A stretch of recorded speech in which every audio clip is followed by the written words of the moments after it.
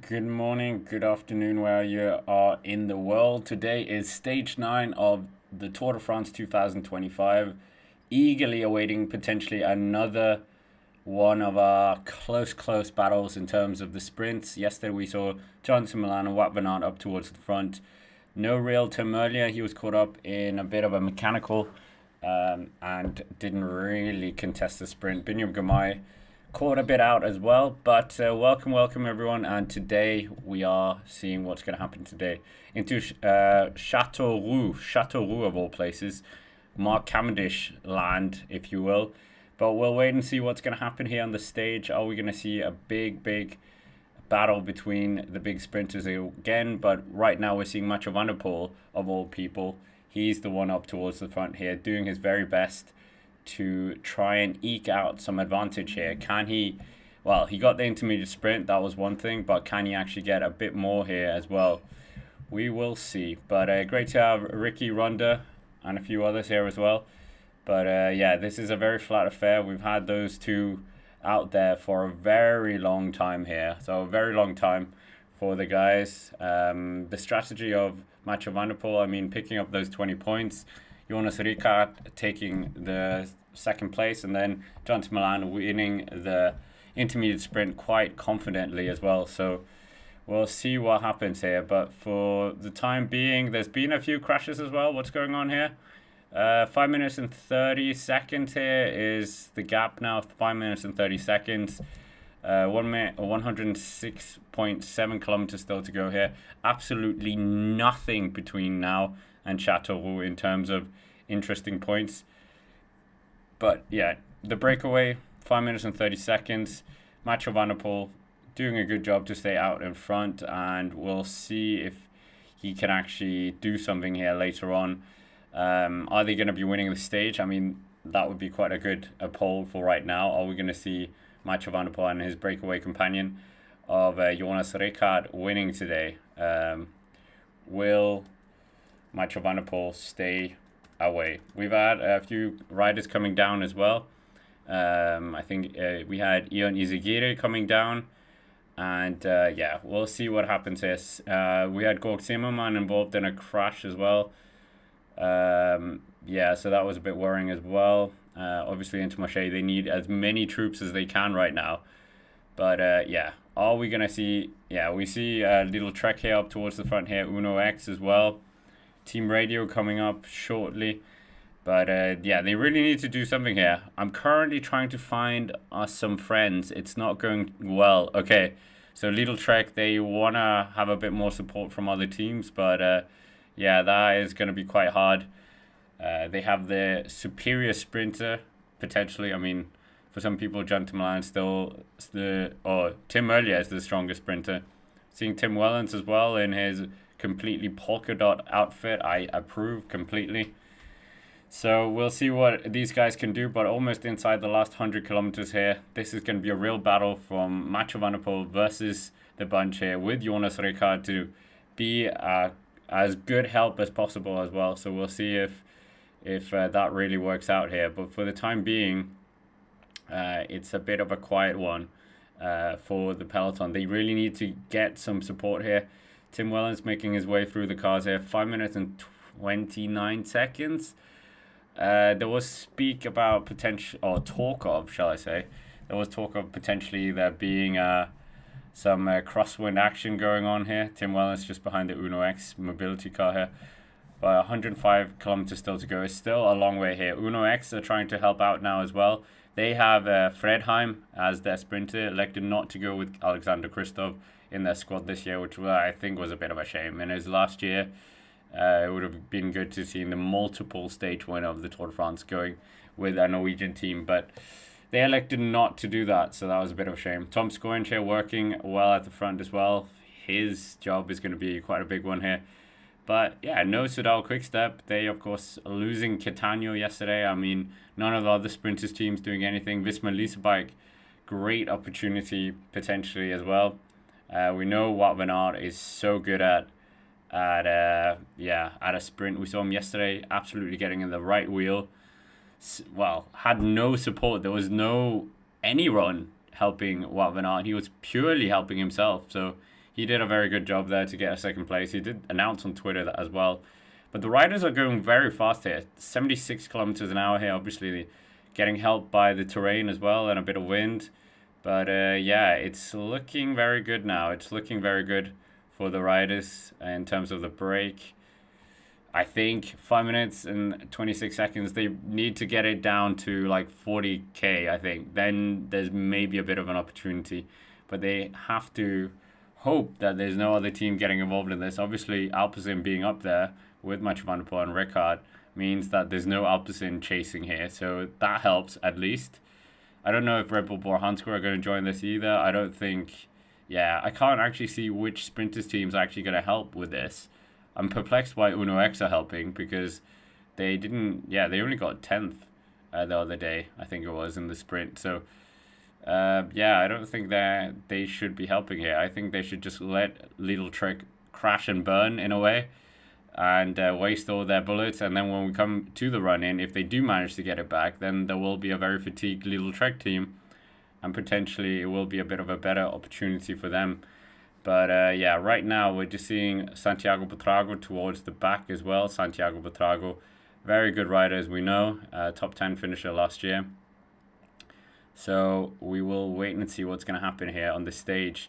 But yeah, Johnson Milan, a very, very good stage win there. And stage win, very bad stage. He didn't win yesterday, obviously. It was Johnson Milan, as we've said. But yeah, his teammates just not managing to support him well in that last kilometer, which was a bit of a shame. But then again, Wout van Aert was on his own and he managed to navigate the wheels. I think Bini was a bit unlucky.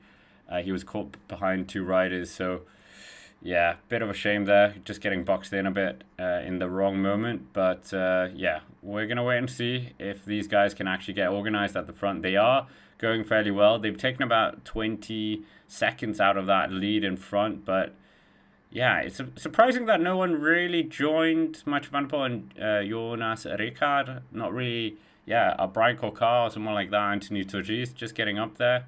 No one really wanting to join that pair, even though it was kind of written on the wall what was going to happen with them. But yeah, 102.3 kilometers, Mathieu van der Poel and Ricard. We will see how long they're actually going to stay out in front. They've stayed out there together right now, 71.5 kilometers, an hour and a half of riding together. Their canyons are different colors here, so Mathieu van der Poel on the white canyon and Ricard on a black canyon here. So yeah, Mathieu van der Poel, is this a good strategy by him to get green jersey points? We saw him take the intermediate sprint, but we will wait and see if we are actually going to see some echelons going on here. Yeah, this is going to be a good one, I think, for the sprinters. We'll look at the last, what are we saying? The last kind of, what are we saying? The last run-in as well, because we had a very technical run-in yesterday. The riders did very well to navigate that without any real crashes. Some of the teams just getting caught out. Caden Groves just touching Johnson Milan a bit, but we'll wait and see what's going to happen here. I'll get that up as well for us so we can just speculate over that. But Châteauroux, such a historic place in terms of stages in the Tour de France. Mark Cavendish winning here a number of times, as we know. And maybe he can... Well, he can't do it now because he's retired. He is following the race, though, I think. He was there in Lille. And he actually won his first stage back in 2008 here. So the first of 35 wins came exactly in this town. But it is a bit of a tricky one. It's not completely straightforward here, the run-in. We'll look at that as well. But yeah, right now we're just seeing we're almost inside 100 kilometers here for the riders. 100.6 kilometers. Mathieu van der Poel following Ricard through one of the villages here. And this could be, yeah, 5 minutes almost. The deficit has come down to for the peloton here. So it's gonna, yeah, I think they will get caught for sure. But and if this gambit actually plays out for Mathieu van der Poel, I'm not too sure about that. But we can see the run in here, so we can come in quite fast here at 4 kilometers to go. Just after that, they have a left-hand bend. Then they have a roundabout, which will be quite crucial potentially just before 3 kilometers to go. Then a very sharp left-hand turn just before 2 kilometers to go. And then after the 2 kilometers, they have a very sharp right-hand bend again. So there's three very hard corners that they will have to be very organized for and not get caught out here. So it is going to be a bit of a headache for the sprinters teams potentially to just make sure that they are in the right position. Jonathan Milan was very good at navigating the other riders yesterday. So, maybe he can do a bit of the same again today. So, Quinn Simmons up there as well. He said he's really enjoying his time at the start of stage, I think, to French TV in that national kit as well. So he's just enjoying his time here at the Tour de France and riding for Jonathan Milan. Such a good ride, as we know. So we'll wait and see if this is gonna if they're gonna get another win here. Took that last win yesterday, and that was very good to see him opening his account, obviously. And he's never left the Grand Tour without taking a points classification as well. So is that kind of a foreshadowing of what's going to happen here at this year's Tour de France? Is he going to take that green jersey? Many of you think yes. We'll see if you're right. He is in pole position right now, but Tadej Pogačar is certainly an ominous threat as well in that competition, courtesy of them changing the coefficient of the points on some of the stages. So, yeah, we'll wait and see if they can do that, if they can win the points classification. I don't think... Have they ever won it? I'm not sure they have actually won it ever. DB Cooper as well, what are we saying? A Little Trek Radio just said no other team is willing to pull with them. This break, I can't quite see that. I'll see it here on the other screen. DB Cooper, this break has a chance. Yeah, I mean, if they do take this would be absolutely stuff of legends. If Mathieu van der Poel wins this stage, this would be absolutely incredible. It would just be vintage Mathieu van der Poel here. But 90, that was wishful thinking. 98 kilometers still to go here. Ricard and Mathieu van der Poel, a tandem at the front here for Alpecin-Deceuninck. Really just increasing the pace here, trying to keep this up for as long as possible. But yeah, it would have been good. Like this kind of move, you would have wanted a TT rider with you, potentially. A Ghana, if he was still in the race. A Bissinger, a Kung. Make it a classics party at the front here on a sprint stage towards Châteauroux. But it's coming down ever so slightly. They've lost about 25 seconds in the last few kilometers here. So yeah, it's very touch and go here between the break and the two riders out in front. We will wait and see here what's going to happen. But Mathieu van der Poel putting himself in a good position here. Tom Scoinge, friend of the channel here, working with Quinn Simmons to try and do something here. Uno X Mobility up there with Andreas Leknes, and why, I have no idea. Like, Uno X should just be taking it easy. Everyone should gang up against Little Trek here, if I'm honest, and then just try and pounce on them if it does come down to a sprint. But obviously that's a risky one if you also want the sprint to happen. So it's going to be a bit of poker being played by the sprinters teams here, but Uno X are helping them. So it is just Uno X and Little Trek here at the front. We're seeing Georg Zimmermann very battered and bruised. It's about 48 kilometers right now. 48 kilometers average of the stage. So that's not bad. It's a fast stage today. Not like we have had some of the other stages.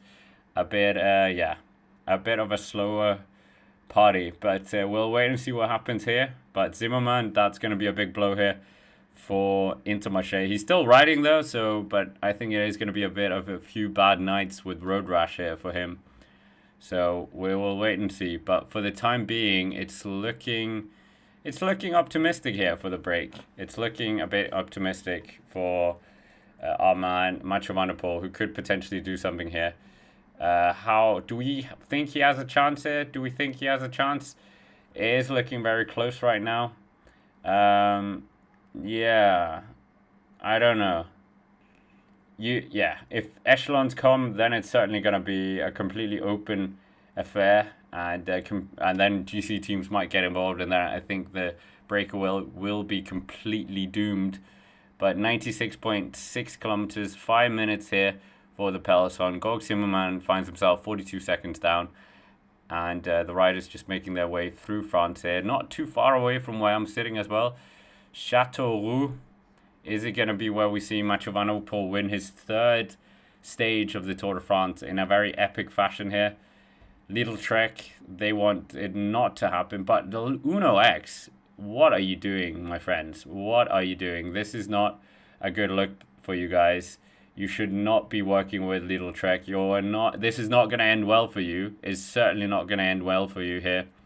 So we'll wait and see if they're actually going to do something here.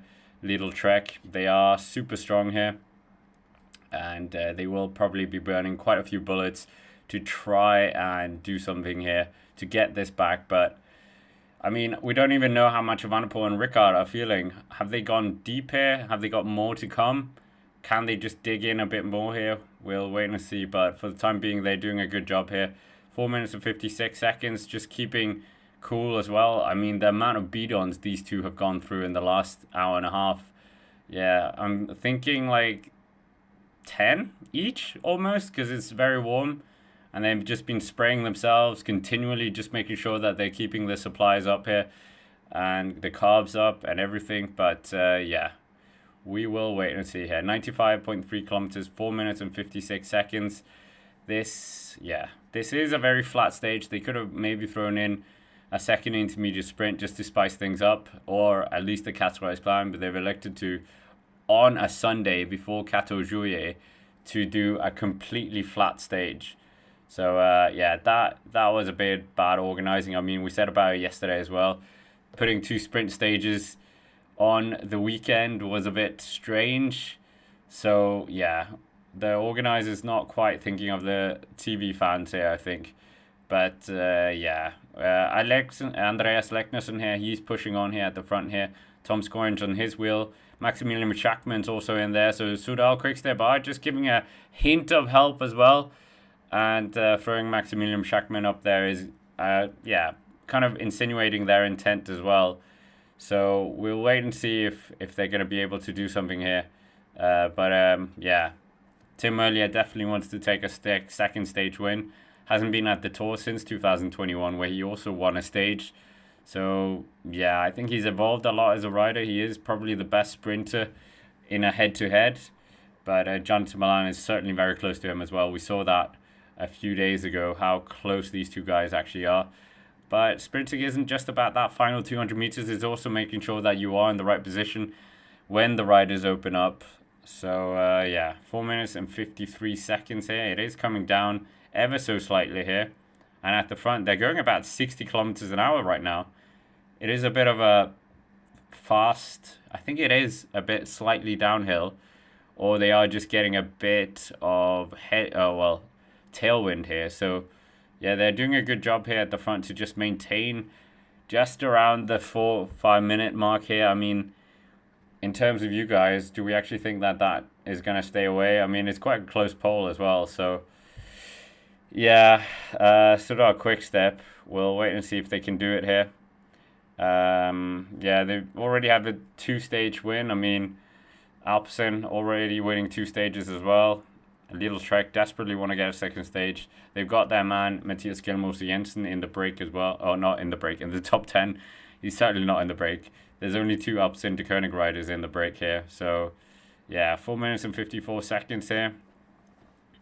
It is just stagnating a bit now, but they have got a lot of bottles here. These are not the bidons that they give away. These are a bit bigger, these bottles here. Liter bottles here on Mathieu van der Poel's bike. So they're not doing the 50 milliliters here. It's liter bidons here, or bottles, shall we say. So we will wait and see here if they can actually do something here. Mathieu van der Poel and Ricard doing a very good job here, just keeping the pace up. 4 minutes and 54 seconds. It has just stagnated here. It's 30 degrees right now. So it's hot, obviously, but it could be a lot hotter as well. 5 minutes, 92.3 kilometers. That is quite a long way here. Are we going to see a stage victory from Mathieu van der Poel? I would love to see that in this kind of fashion, like a long, daring breakaway. But yeah, we'll wait and see.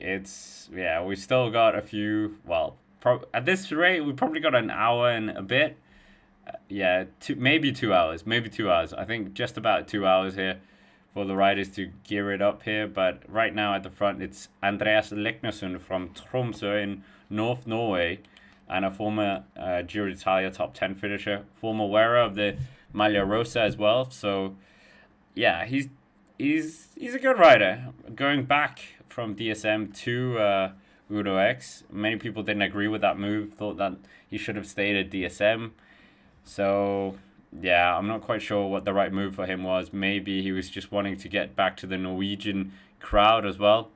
But in terms of that virtual green jersey as well, we missed the sprint, so we'll just make sure to update us all on that as well. Just so, yeah, we're all on the same page here. But yeah, it's looking very good here for Jonathan Milan in that jersey right now. You can see it there. Oops, let's not move my camera. That was a bit wrong. But yeah, you can see Jonathan Milan still picking up points in that intermediate sprint. Got third place. Rickard taking second place. Mathieu van der Poel taking the first place, thereby getting those 20 points. In fourth place now, just behind Biniam Girmay, who managed to get fourth place. And Antonio Torgis even taking some points as well. But no points for Tadej Pogačar, obviously, who's currently sitting in second place. So we'll wait and see here. But 90.8 kilometers still to go here on the stage. Are we going to get a sprint, or is it going to be finishing in a Mathieu van der Poel legendary win here? That would be absolutely phenomenal if he could pull that off. At the front, it is Uno X, Lidl Trek, these two teams. Very, very good. Very strong teams in this year's Tour de France. I mean, Uno X have kind of been leveling up in the last few years as well. A very new team as well. Went up to the Pro Continental team scene and desperately want to be a World Tour team as well. Maybe they'll try and really grab that opportunity in the next relegation cycle as well. But 90.3 kilometers to go here. 4 minutes and 48 seconds now. 4 minutes and 48 seconds. Are we going to get a stage win from Mathieu van der Poel? I would love to see it. Happy coffee day to anyone as well. It's not coffee day, but you know what I mean. And we're seeing Tim Wellens here just in front of Tadej Pogačar.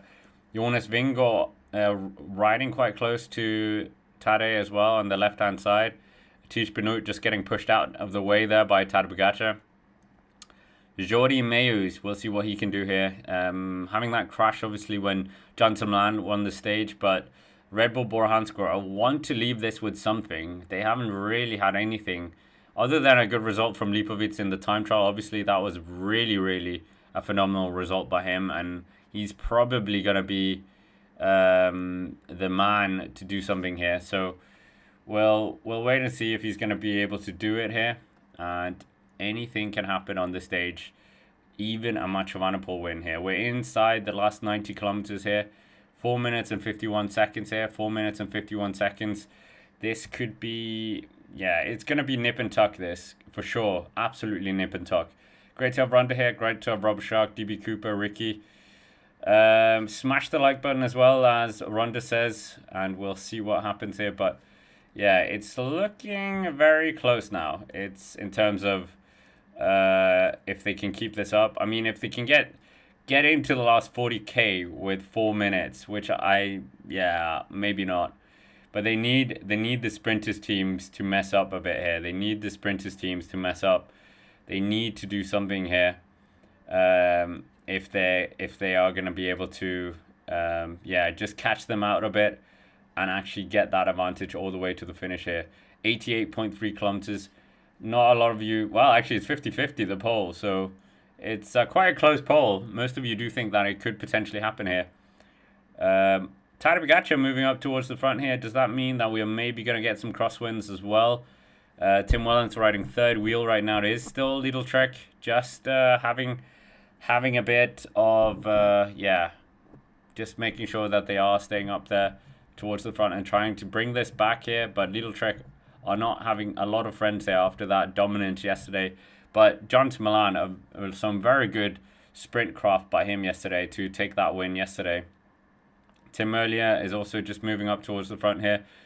The peloton is definitely a bit on ease here. They are a bit worried with what's happening out towards the front here. So, yeah, worrying scenes. We have already seen a few crashes in the peloton today. So, yeah, nervous times here. Nervous times. we will wait and see if we are going to get a stage win from potentially Mathieu van der Poel and Alpecin. I mean, they have the second bullet as well of Caden Groves, but he, yeah, I think he was third yesterday, but obviously when you've got John to Milan, Tim Merlier, it is quite hard to do something as well. So 87 kilometers to go here, 4 minutes and 54 seconds.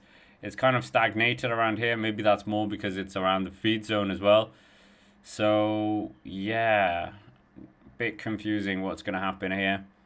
Are we going to see a catch? I'm leaning more into the Mathieu van der Poel potentially having an opportunity here. Maybe he can have an opportunity to take the stage win here. It would be absolutely fantastic if he could. But yeah, it's looking very good right now for him. Are we going to see potentially a stage win from Tadej Pogačar on, well, tomorrow, not today. I mean, Tadej Pogačar is amazing, but I don't think he's going to be doing it today. He is up there in the green jersey, as we know. But I don't think Tadej Pogačar is going to be, in there, unfortunately, for him. But yeah, tomorrow definitely is looking like a very bullish, hard day, and it could really throw some crazy results up as well. So we'll wait and see here. We'll wait and see. And are we going to get that stage win here for John to Milan? A second one, back-to-back stage wins for sprinters. I mean, we don't see that too often, but it could definitely happen here. Great to have Paddy as well. And Carousel Virgo as well, saying first Italian winner yesterday since Nibali in 2019. Yeah, quite a long wait. I know the Italians, they're a bit worried about this current crop of riders. They want kind of the next Nibali, the next big rider. They've got Ghana in here for sure. They've got Tiberi coming up the ranks, Pellizzari as well. But they are missing that Cipollini, that Nibali. Okay, Cipollini is a bit further back, but you know what I mean. But John to Milan certainly is part of that new generation of Italian riders to come through. He's very young still, 24 years old. 5 minutes almost here. It's just creeping ever so slightly back up here. Ever so slightly just creeping up here. Are we going to see anyone being able to do something here? Yeah, in terms of that front, second tier riders, shall I say. In terms of the sprinters, no disrespect obviously to them, but yeah, we haven't seen anyone really challenging the dominance of John to Milan and Tim Merlier. Really, when they are in the perfect position and no obstacles in the way. I think these two riders are head and shoulders above everyone, unfortunately. Biniam Girmay, maybe, yeah, they need to get organized for this. Yeah, they really need to get organized for this one here, because, yeah, what could have been for them? What could have been if Bini had maybe been a bit better positioned? So we'll wait and see here. We'll wait and see, but Intermarché definitely left yesterday's stage with a bit of what could have been for them.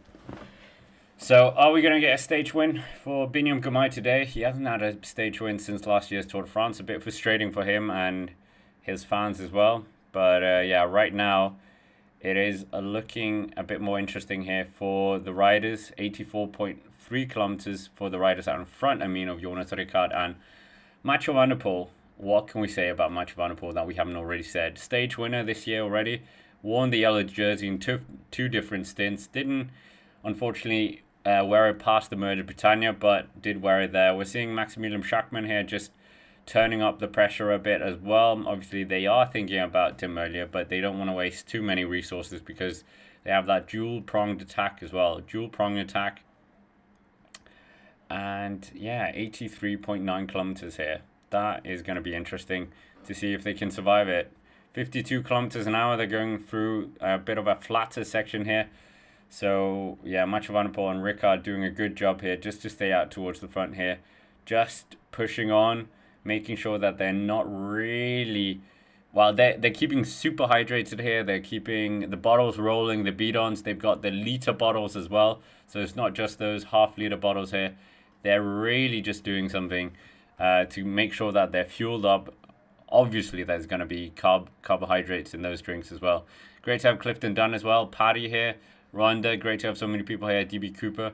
horse lips. And yeah, we're getting into the almost the interesting part of the stage. 83.2 kilometers. No intermediate sprint, no Catskills climb on this day. Completely flat. Thank you, organizers, for not giving us too much entertainment here. But I think they were maybe hoping for echelons on this day. There was echelon flirtations at the beginning of the day. Some people saying that we were potentially going to get that happen, but right now it doesn't look like it's going to happen. Little Trek spending a lot of resources here trying to get them back here. And Space saying that I think Mathieu van der Poel is doing UAE a favor if he takes yellow. Win for both teams. Yeah, I mean, that's true. That is true. They don't want to be chasing tomorrow, but I mean, we saw that in the Murder Britannia, but they still were chasing. So Mathieu van der Poel actually sits quite high up there as well. So yeah, we are halfway to 100 apparently likes. So if you haven't already, smash the like button. We're already 300 people in the chat. Great to have you all here. Let us know where you are around the world. And we are going to be very intrigued to see what happens here. Ooh, our pole has just swung. A pole has just swung here. Swung over to Mathieu van der Poel, staying away 54%. So, yeah. We will see here. We will see. 82.2 kilometers. It's not really come down here. It's not really come down right now. It's gone up a few seconds here. So, Ricard and Mathieu van der Poel, such a strong pairing in the classics. And this is, yeah, this is very good. Ricky saying this might have been a good stage for Alexander Kristoff. Yeah, it would have. And unfortunately that they didn't take him here. In his last year as a pro, you don't take the Norwegian sprinter of many years. Yeah, I don't really understand it. You could have, like, PR all this. And just a respect to an incredible Norwegian career as well. You never know. Like, these sprinters, they can't just pop up. He did pop up on one of the stages last year, the one that Cavendish won. So, yeah, we will wait and see. Great to have Anne back in the chat as well. I know you do very interesting videos at the end of the tour. Would you be interested in doing a video about all the riders who abandoned the race in stage order? Maybe interesting. Yeah, that that would be very funny. Well, not funny, because there's been a lot of riders unfortunately leaving the race. Yeah, how many riders left yesterday? How many riders are still in the race as well? Yeah, it's not, well, we always say it feels like there's so many crashes happening, but I feel like we always forget that's what happens every year at the Tour de France, because they're all fighting for the same piece of road.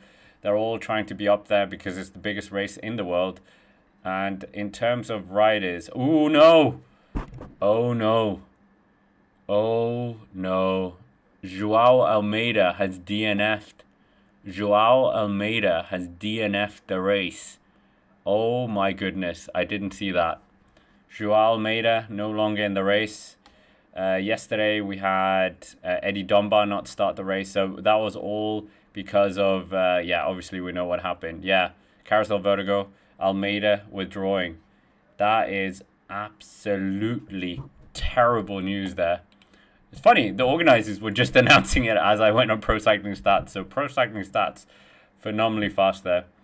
Yeah, Almeida abandons the race. That is going to be a big loss here. Big loss there for the team. I mean, he's such a strong rider. We know that. We know that he's absolutely been up there on numerous stages in the past Tour de France as well. And yeah, that was kind of going to be his right-hand man, left-hand man, whatever. Yeah, that is going to be absolutely terrible here for UAE Team Emirates. That is going to change the race a bit and maybe make it a bit open. I mean, Visma Lease Bike are going to be absolutely happy about that. Not that he's out of the race, but happy for their own chances here, because now they could potentially do something. But Joao Almeida leaving the race is not good for the race here. It's certainly, well, maybe. Don't know. It definitely is a big blow to UAE Team Emirates here, and does potentially flip the script here completely of tomorrow's stage as well. Obviously, he wasn't even part of it. So Joao Almeida leaving the race. Great loss for the Tadej Pogačar. We'll see what impact that has later on as well. Obviously, he has Adam Yates in there still, Marc Soler. He has got Pavel Sivakov in there, but they're not really the same form that we had Almeida. Almeida just won the Tour de Suisse. He won the Tour of Romandy as well. More bottles here. The amount of bottles this pair is going through is crazy. They're just keeping hydrated, keeping energized. But yeah, this is real bad news for UAE Team Emirates. This is going to change everything for them. But obviously it had already changed for them after that crash because it was a weakened Almeida. So we'll wait and see what happens here. Ricky's saying he's number 9 to not complete this Tour de France. So, I mean, we haven't actually had that many abandons. It's not been as bad as I thought maybe it was going to be. Normally, yeah, wasn't it one year where we had like 20, 30 riders leave in the first week? So 9 riders is actually not that many, but there has been a lot of crashes, but a lot of riders with wounded. But Almeida leaving, that is absolutely terrible for the race. Let's not kid ourselves here. Big shame. Friend of the channel as well. He's been on the channel 2 or 3 times. Very nice guy. And yeah, that's going to be a big blow here. Big talking point after the stage as well. What are we saying here? Rubber Shark. But this is going to highlight the decision to bring Soler. Absolutely great point, Rubber Shark. Yeah, absolutely. I think Marc Soler really needs to prove himself here. That his selection was perfect. UAE a message, guys. Joao is dropped and he will stop. So he will retire from the race. Big loss. Big loss here. That is going to be race changing this.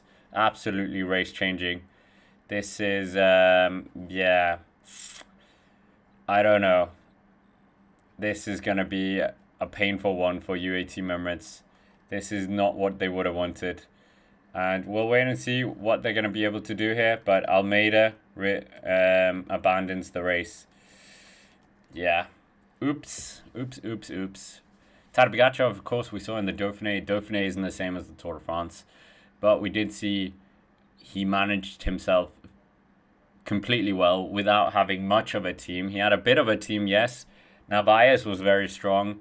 Tim Wellens was very strong. And this does kind of, they're going to have to divide the job that Almeida was going to do out amongst each other. But 76.9 kilometers to go here, 4 minutes and 45 seconds here. And it's still our man, Mathieu van der Poel, with Ricard still doing a good job here. They've lost about 8 seconds here in the last few kilometers, but still holding on to a sizable advantage here. Absolutely great work by these two. Doing a good job to stay up towards the front here. And we'll wait and see what they can do here. But 76.5 kilometers of very flat road here for them to still manage. But Jonas Ricard, such a good rider in terms of working with Mathieu van der Poel in the classics, etc. And these two just doing a phenomenal job to first sweep up that first intermediate sprint that we had. And doing a good job here as well, just to maintain that advantage here. 4 minutes and 46 seconds, 76 kilometers still to go here of the stage. And they're going around 49 kilometers here, the peloton here. So we'll wait and see if they're going to be able to keep this up. Just push it on here as well. And towards the back, we're seeing AG2R, we're seeing Picnic Personal as well. 75.8 kilometers still to go here of the stage. We're seeing the Swiss national champion of Maro Schmidt. We're seeing Gorg Zimmermann, another rider who's been down, hit the tarmac today.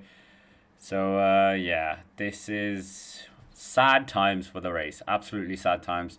No more Joao Almeida. We're kind of still lingering on that right now. But 75.5 kilometers, 4 minutes and 43 seconds. Now I think maybe UAE Team Emirates, how are they going to play it? They have to play it a bit different as well. Space is saying it's a big loss, but they have the depth to cover Almeida. Yeah, I think that's true. Adam Yates, we have to see how strong he is. He wasn't looking too good in the Giro d'Italia. Recovering from that as well. So, there's going to be a lot of work here for Pavel Sivakov, for Adam Yates, for riders like that. But, right now we're seeing Mathieu van der Poel just pushing on here. He's just, yeah, they're doing about 42 kilometers an hour here on this kind of undulating terrain here. 40, yeah, 40-ish, 38 kilometers, but he's going a bit up and down now. But Almeida, what a loss that was. Yeah, wow. Great to have 400 people in the chat. Let us know where you're watching from as well. We have, of course, got a bit of a flat stage here. So I appreciate you tuning in here. But yeah, this is not looking good here. Not looking good for Almeida. Well, Almeida's out. Almeida's just going to rest up here. I could try and see if we could get an interview with Almeida as well. Maybe it's a bit too soon. He's going to go to a hospital, I think. Maybe in the 3rd week he'll be up for it. But yeah. Will Almeida... Wait, what should it be? Are UAE strong enough without Almeida?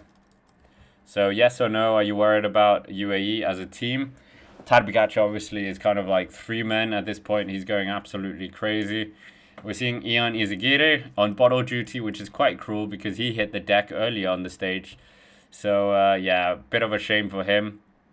No rest despite getting a hit on the ground. Of course, the stage win of the Tour de France back in 2023 was part of that. Yeah, that whole ending of the drought for Cofidis, a very long drought without a stage win. But for the time being, 73.7 kilometers to go here, 4 minutes and 39 seconds. Yeah, still Tom Scoringe, the Latvian national double champion here, together with Quinn Simmons, the American national champion. They're just rolling a peloton here through this beautiful farmland here. We also have EF Education Easy Post here up here. Why are they here? I mean, guys, come on. Albanese is not going to win the stage. He might finish in top 10, but I mean, he's not going to win this stage. Sorry. Marian Vandenberg, I think he came down as well a few days ago.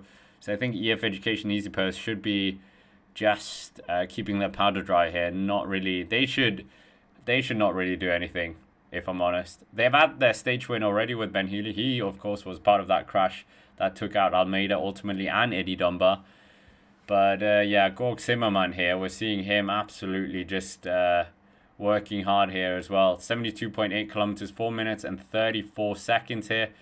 The peloton are doing a very hard pace now because we're seeing them being very much strung out. We're seeing number 17 as well, Wout van Aert, 2nd place yesterday, despite having no help from his teammates, which was a very good ride. But yeah, Lidl Trek and EF Education Easy Post are ramping it up a bit here. It's 4 minutes and 31 seconds now, 72.5 kilometers, around 60 kilometers here. Jonathan Milan even getting involved a bit here. Jonathan Milan is taking turns now. Wow, Jonathan Milan is taking turns. This is crazy. Is this echelons? Is that what they're thinking here? But wow, I was not expecting that. That was not on my bingo card of today's stage, that we were going to see Jonathan Milan taking turns. So Jonathan Milan, echelons are potentially happening. They're going about 73 kilometers an hour here. The flags on the side of the road don't really insinuate that we're getting echelons here, but they are doing a very hard pace at the front here. Yeah, Wout van Aert just trying to battle his way to get on the peloton here. Maybe there is some echelons going on here because there is a bit of splitting of the groups here. So if you're caught out now, it's dangerous. I think we are getting echelons here. I think this is echelons. Yeah, this is going to be an interesting one. Now it's going to really open up now. Now we're going to see who's really come to play on this stage here. Almeida is out, but it looks like the echelons are absolutely going to, yeah, absolutely going to take a bite out of this stage today. Are we going to see a stage win from any of the guys in the front group of Ricard and Mathieu van der Poel? I think if it is going to be a win, it is of course going to be Mathieu van der Poel. But yeah, right now we've got Arman, Wout van Aert battling here to try and get back into that bit of an echelon that was forming there. The watts that this man must have been doing here, 500, 600 watts maybe, to get back into this. So doing an absolutely exciting one here. So we're waiting to see here. Wout van Aert makes his way back into this group here. But yeah, that definitely cost maybe half a bullet here for him. But the pace just comes out a bit here, and now it's come down a lot. 3 minutes and 39 seconds, 38 seconds. So that bit of an echelon there by Little Trek, or like injection of pace, has just split the peloton into two parts as well. But yeah, Little Trek here doing a good job here just to dictate the terms at the front here. 70.4 kilometers still to go here. 3 minutes and 40 seconds is what they have to make up of a deficit. And right now, Little Trek are doing everything to try and get John to Milan to take the stage win here, get him in contention. But we're seeing at the back here, Tom Scoynes, he's just trying to get the next musette for his teammates. But yeah, a lot of work being done here in the second peloton to try and get this back as well. Not split in the peloton. Very worrying for a lot of these guys now. This is alarm bells for that second group.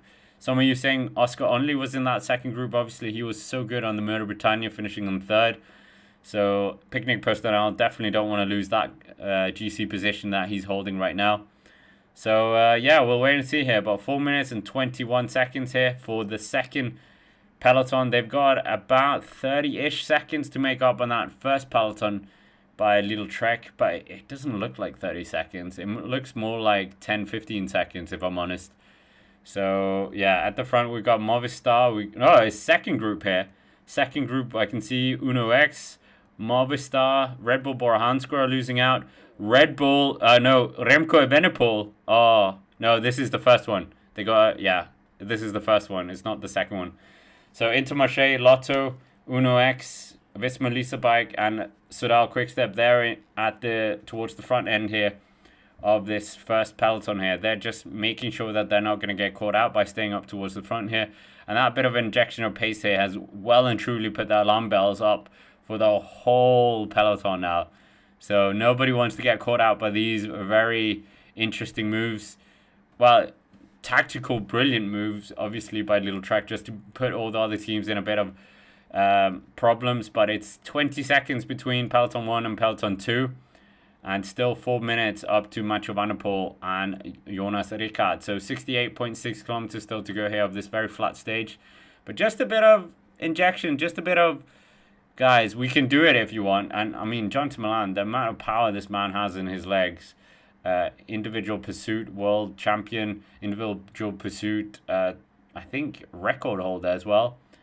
And also part of the team pursuit team as well. But yeah, at the front, Alpecin de Koenig trying to pull off a master plan here. 4 minutes, 68 kilometers still to go here. I mean, Mathieu van der Poel has won from this kind of distance by himself. So having Jonas Ricard here is just good company for him. But the second peloton here are joining back up now. So the second peloton are going to be joining up here. It looks like it's Picnic personnel and Visma Lease Bike are the ones who were driving this back here. So all back together here. All back together for these two pelotons. Two halves become one here. But yeah, that was a bit of a worrying time here for many of those teams. This could have absolutely been bad news if they had committed to this. We're 20 likes as well away from 100. We're 400 people here, so I'm sure we can get to that. But yeah, that was a bit of nervousness for the peloton there. Just getting reminded that echelons can happen, crosswinds can take effect, and you can potentially just lose out a lot. If you've ever been in this kind of situation in crosswinds, it's absolutely crazy.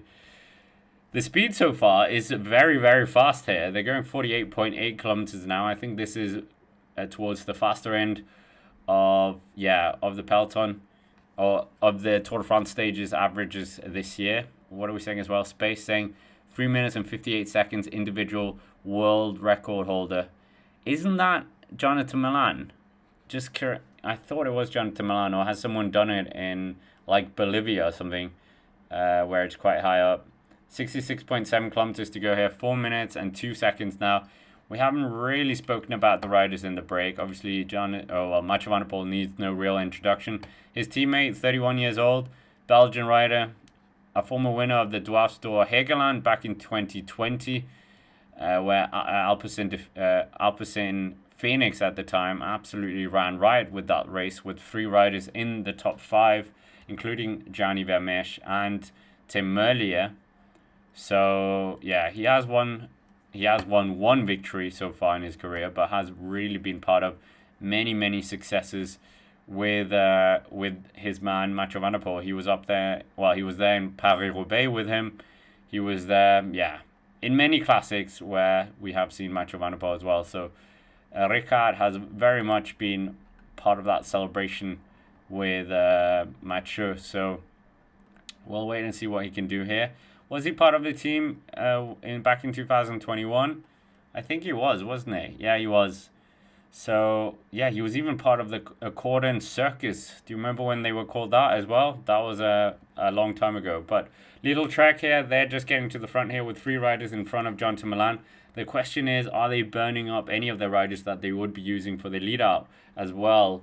We'll wait and see if this is just going to help here for them. But for the time being, it's looking very good here. I mean, John to Milan, absolutely animal of a rider in all senses.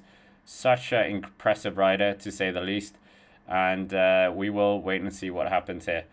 But shout out to our sponsor as well, VeloProRacer.com. They reported back very happy feedback. So thank you to every single one of you who did download that. They were very happy with sponsoring the channel. So good times. 65.3 kilometers, 3 minutes and 49 seconds. It's just coming down ever so slightly in drips and drabs. So we will wait and see what happens here on the stage. But Jonathan Milan versus Mathieu van der Poel is what's going on right now. Mathieu van der Poel and his teammates of Jonas Ricard are trying to just keep this up for as long as possible. And he's probably not going to get involved in the sprint as well. But for the time being, looking very good. And oh my goodness, we have had many stage races finished today. Tour of Austria, Isaac Del Toro winning with Rafa Majka finishing on 3rd place. Maybe we should have included Rafa Majka in this team, UAE, instead of Marc Soler. Bob Jungels taking the last stage win, so that was impressive to see him. And Ineos Grenadiers getting a much needed win as well. We've also had races in Tokyo. We've had the Tour of Magnificent. Guys, you need to help me. The Chinese race, not the Tour of Huangji, not the Tour of Beijing. The other tour, Qing Lake. They used to be called that. But Alexander Selby of Denmark taking their last stage win. Ooh, something happening here. What was that? Team Cars almost taking out a motorbike. Movistar almost taking out a motorbike there. So, that was a bit nervous times there for that motorbike. We could have had an actual road incident there. 3 minutes and 47 seconds here. 3 minutes and 47 seconds. Are we going to get a stage win here for John to Milan? 2nd day in a row. That would be absolutely incredible for Lidl Trek. Obviously, such a strong squad. Really ramped it up this year overall. 2nd best team in the World Tour ranking. Gorg Zimmermann almost got took out by a Bidon as well. Those Bidons can be race ending for many of these riders. 2020 Tour de France, it was race ending for Geraint Thomas. And that was in the warm-up as well. Tadej Pogačar is eating air right now, or headwind, or whatever you want to call it. 63 kilometers to go here, 3 minutes and 47 seconds. Nip and tuck now. Nip and tuck if he's going to stay away now, Mathieu van der Poel.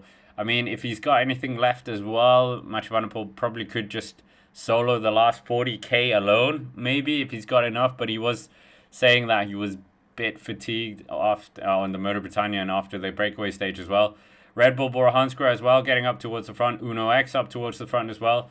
So many of the smaller sprint teams are getting up here as well. We'll wait and see if this is going to pay dividend. Astana, XDS Astana winning that Chinese race as well with Henok Mulubran. I think this is 2nd time he's won it. Yeah, he won it in 2023. So the Eritrean sensation, Henok Mulubran, just taking points. He is the African Continental Champion at the moment for the 3rd year running. But 62.2 kilometers to go here. Are we going to get a stage win here? We will wait and see. I mean, what happened at the national championships in Eritrea? I don't even think Bini finished the race. Obviously, we really wanted to see Bini win that race, but I don't actually think it happened. So, yeah, Bini, finishing 27th. What a shame. I think it's a bit like, if you're not going to take the win, it's, yeah, a bit of a shame. 22-year-old winning that national championships. But for the time being, 61.7 kilometers.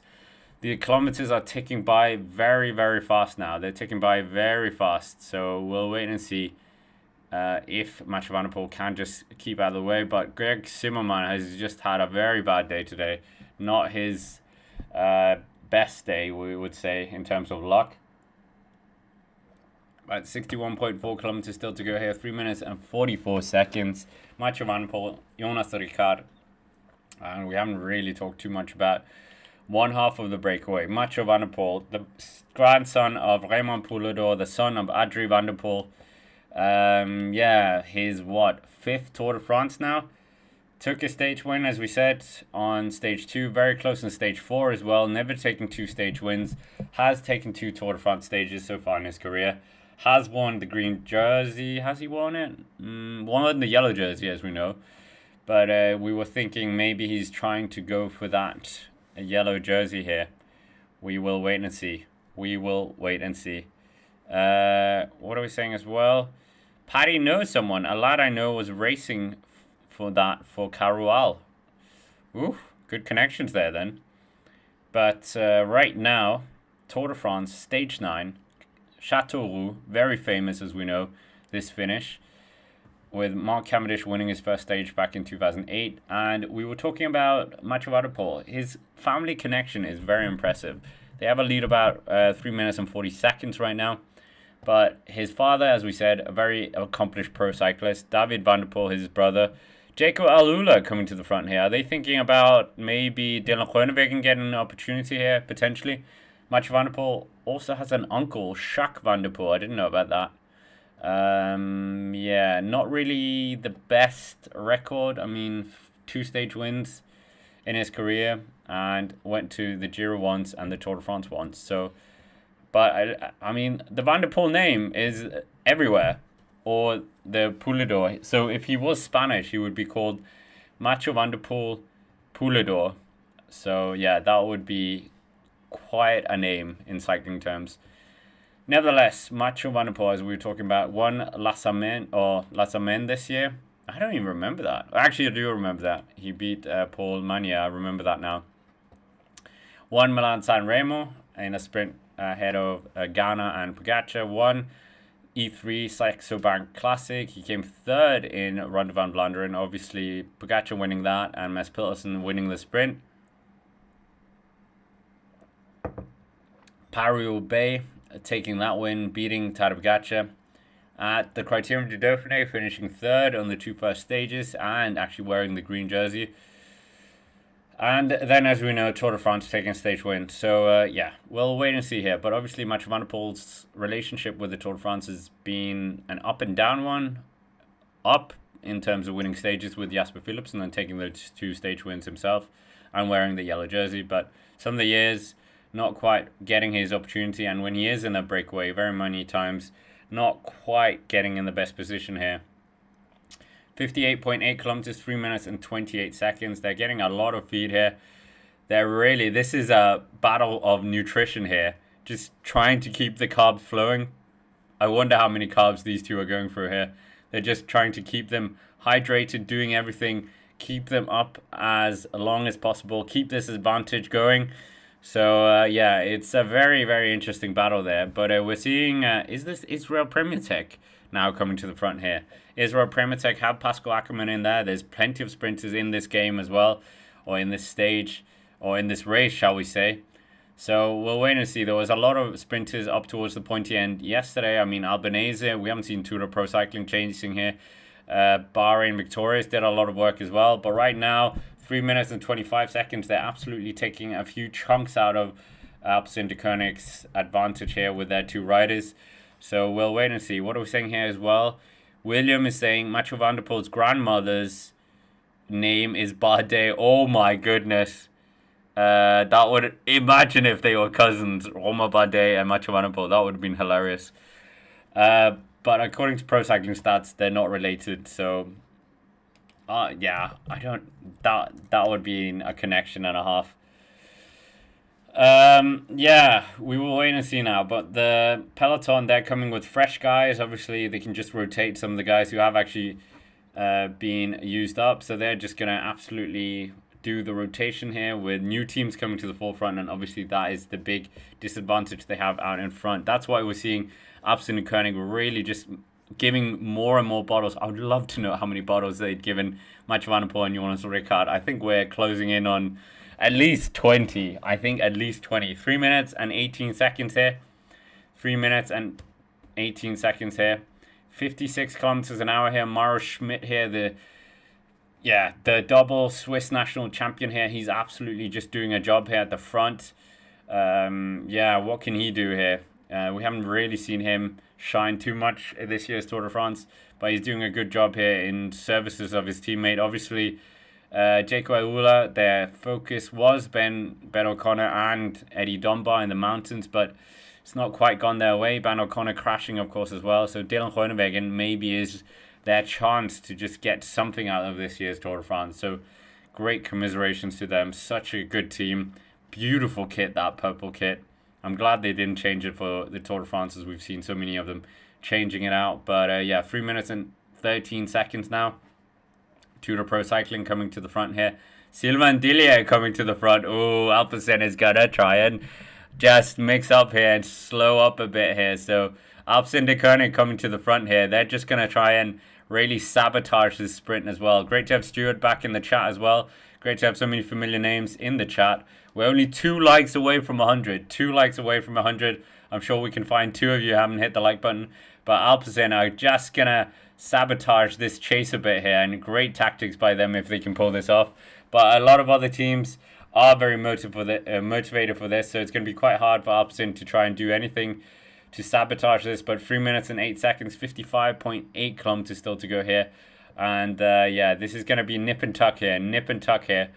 But Mathieu van der Poel, if they can get to 40k with a 3-minute advantage, I don't think they will have that, but that would be very interesting. I don't think it will happen. I think these 2 riders out in front, they really need to find something if they're going to be able to battle against this very motivated peloton that are coming thick and fast here.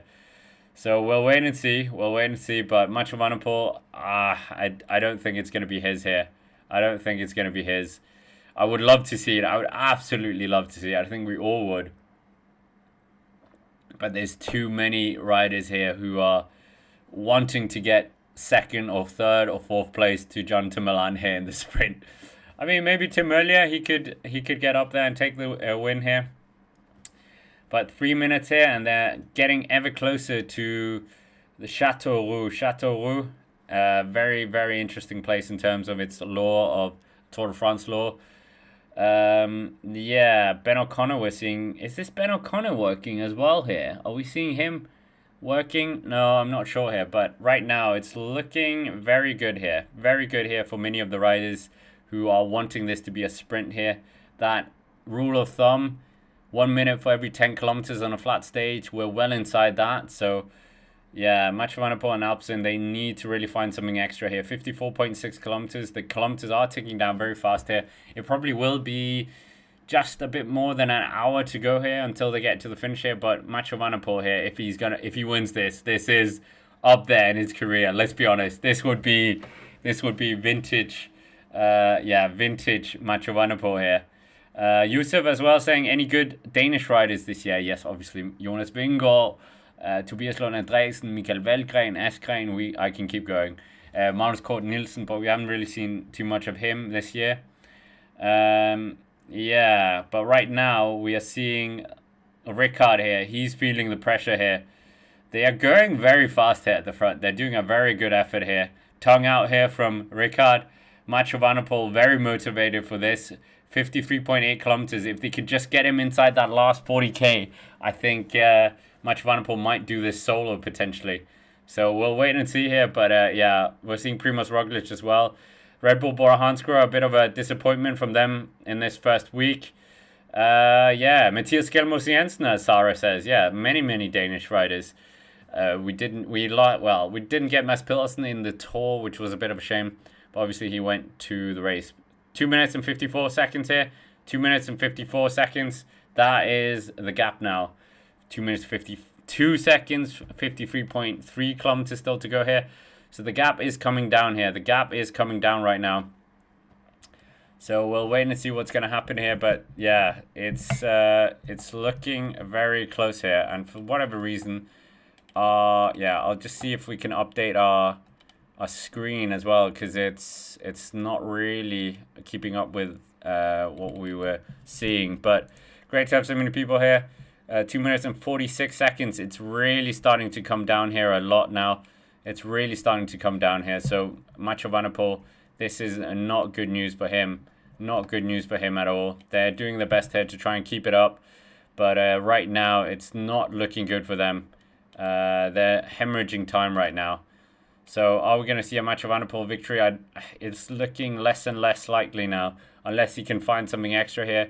Get those huge carbs that they've been pouring into their system for the last the last hour at least. Last 2 hours.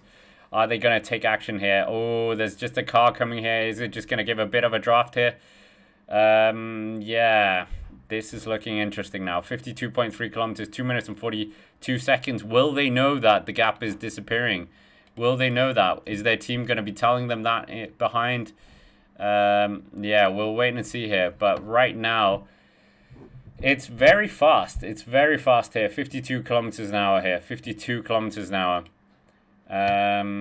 Yeah, this is interesting to say the least. Very interesting. Are we going to see potentially... Yeah, when is he going to drop off from Ricard? That is the big question as well. Are we going to see him do something here?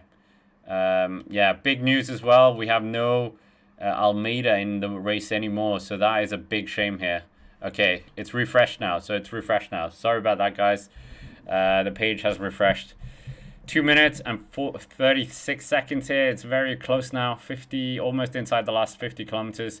Very fast race. There's nothing really to challenge the riders. Great to have so many people in the chat. Let us know where you're watching from as well.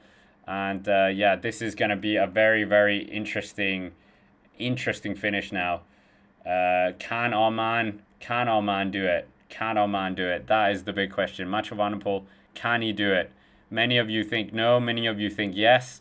So we'll wait and see here. But the final push is going on here. And are we potentially going to see a stage win here from Mathieu van der Poel? That remains to be seen here. But yeah, I just realized I've got the wrong template as well. It's not stage 8. So thank you to that, to anyone who corrected that as well. But for the time being, it's looking very good here for the bunch if they can do something here. The bunch are doing everything they can here. Are they going to be able to stay out here towards the front? We're at stage 9 now, so change that. Châteauroux, that's where we're coming into. Is this going to be a win for Mathieu van der Poel here? He's staying up towards the front. He's doing his best here. And this is looking very, very good here for Mathieu van der Poel. This could be... it's still too far away, I think, here. Smash the like button if you haven't already, and make sure to check out our stream sponsor as well if you haven't already. VeloPro Racer, a good road racing simulator app as well. Very new to the market, and we'll see what that journey for that app goes into as well. But right now we're seeing Israel Prematek there at the front here, really just hammering the pace. 2 minutes and 28 seconds here. 2 minutes and 28 seconds. Are they going to be able to get this back? Pascal Ackermann is who they're thinking about. Alberto Dainese as well. His team is up towards the front, Tour de Pro Cycling. We also got Jaco Aula working in services of their man of Dylan Groenewegen here. They got Luke Durbridge not far behind as well, but 2 minutes 28 seconds. Marco Haller working up towards the front here. So we'll wait and see if they're going to be able to do something here to bring this back. But he still has some advantage here. Almeida has left the race, unfortunately. Almeida has abandoned. So that is a big shame here for the race. But yeah, right now, 2 minutes and 25 seconds here. 2 minutes and 25 seconds. That is looking very bad now for Mathieu van der Poel fans, myself included. 49.2 kilometers here. how much of these two got left in the tank. Jonas Rekard and Mathieu van der Poel, they've got 49 kilometers to go here. It is about an hour's effort here. Have they got an hour's effort in them to keep this away from the peloton here? The peloton are very motivated with so many of these riders up there in that second group here. So we'll wait and see. But a huge blow for Tadej Pogačar and UAE Team Emirates losing Almeida. But it was already a huge blow a few years ago. We will wait and see here, but it's really pushing on now. They're really pushing on. Little Trek here up towards the front as well. They're very happy that they've got someone working with them here. Sam Watson as well getting to the front here, so we'll see what he can do. Tim Merlier getting guided up. So anyone could do something here out of these teams. We haven't seen much of Intermarché as well. Maybe they just got burnt yesterday because we saw what happened. They did a lot of work, but then got swamped in the last few kilometers, and unfortunately Biniam was completely lost and finished outside the top 10. But 48 kilometers to go here. We will wait and see if we are going to get Mathieu van der Poel taking a heroic victory. 71% of you believe that it is going to be, well, UAE are strong enough without Almeida. I think Tadej Pogačar is super strong, so maybe it will be fine. Will Mathieu van der Poel win the stage? Yes or no? There you go. A new poll, quick poll, and we'll see here. But Mathieu van der Poel absolutely driving the pace here with his teammate, and we'll wait and see what happens here. But 49 kilometers an hour is the average. Wow, that is incredible speeds here. Obviously it's a very flat stage, and the average here, these two guys out in front there, it's of course these two who is the average. They have been going almost from the gun as well. They were going out because of that intermediate sprint earlier. So yeah, we'll wait and see what they can do here, but for the time being it's looking very good here. It's looking very good for them. They're just pushing on here. We're seeing yeah, a bit of interest as well for Soudal Quickstep. They just want to try and get in the mix as well. And are we potentially going to see a stage win for Tim Merlier here? Tim Merlier can well and truly do something if he's able, yeah, to get the right opportunity, not get swamped and really just pounce on it. But we'll wait and see. We'll wait and see. It certainly is a very interesting picture right now with so many of the minor sprint teams really just, well, really just ramping it up here. And that is going to be at the detriment of Van der Poel and Jonas Rekard here. 2 minutes and 19 seconds here. This is touch and go now, but 46.9 kilometers. They're going to be battling all the way until they get caught here. So we'll wait and see. Sticky bottles, anything, motorbikes in front of them. Please, someone do something. But yeah, right now in the peloton, it's looking like they have got the better of them now. They have got their number. They will get this sorted, I think. Yeah, Vera asking as well, is it Tim Wellens in that polka dot jersey? Yes, it is. He is going to be wearing that into the 14 Juillet. Yeah, we will wait and see here. But 46.4 kilometers here. 2 minutes and 13 seconds. 2 minutes and 13 seconds. Are we potentially going to see a massive showdown here between the sprinters teams? And it is a very, very fast affair. This is going to be one crazy lead-in, I think. We talked about the run-in earlier as well. We'll talk about that in a bit. But 2 minutes and 12 seconds, it's absolutely evaporating the lead now for Mathieu van der Poel and Jonas Rekard. These two guys losing a lot of ground here. The peloton absolutely making use of fresh numbers, fresh teams, and they're riding into the favor of potentially Jonathan Milan here. So I'm not quite sure what the tactic here was for Alpecin.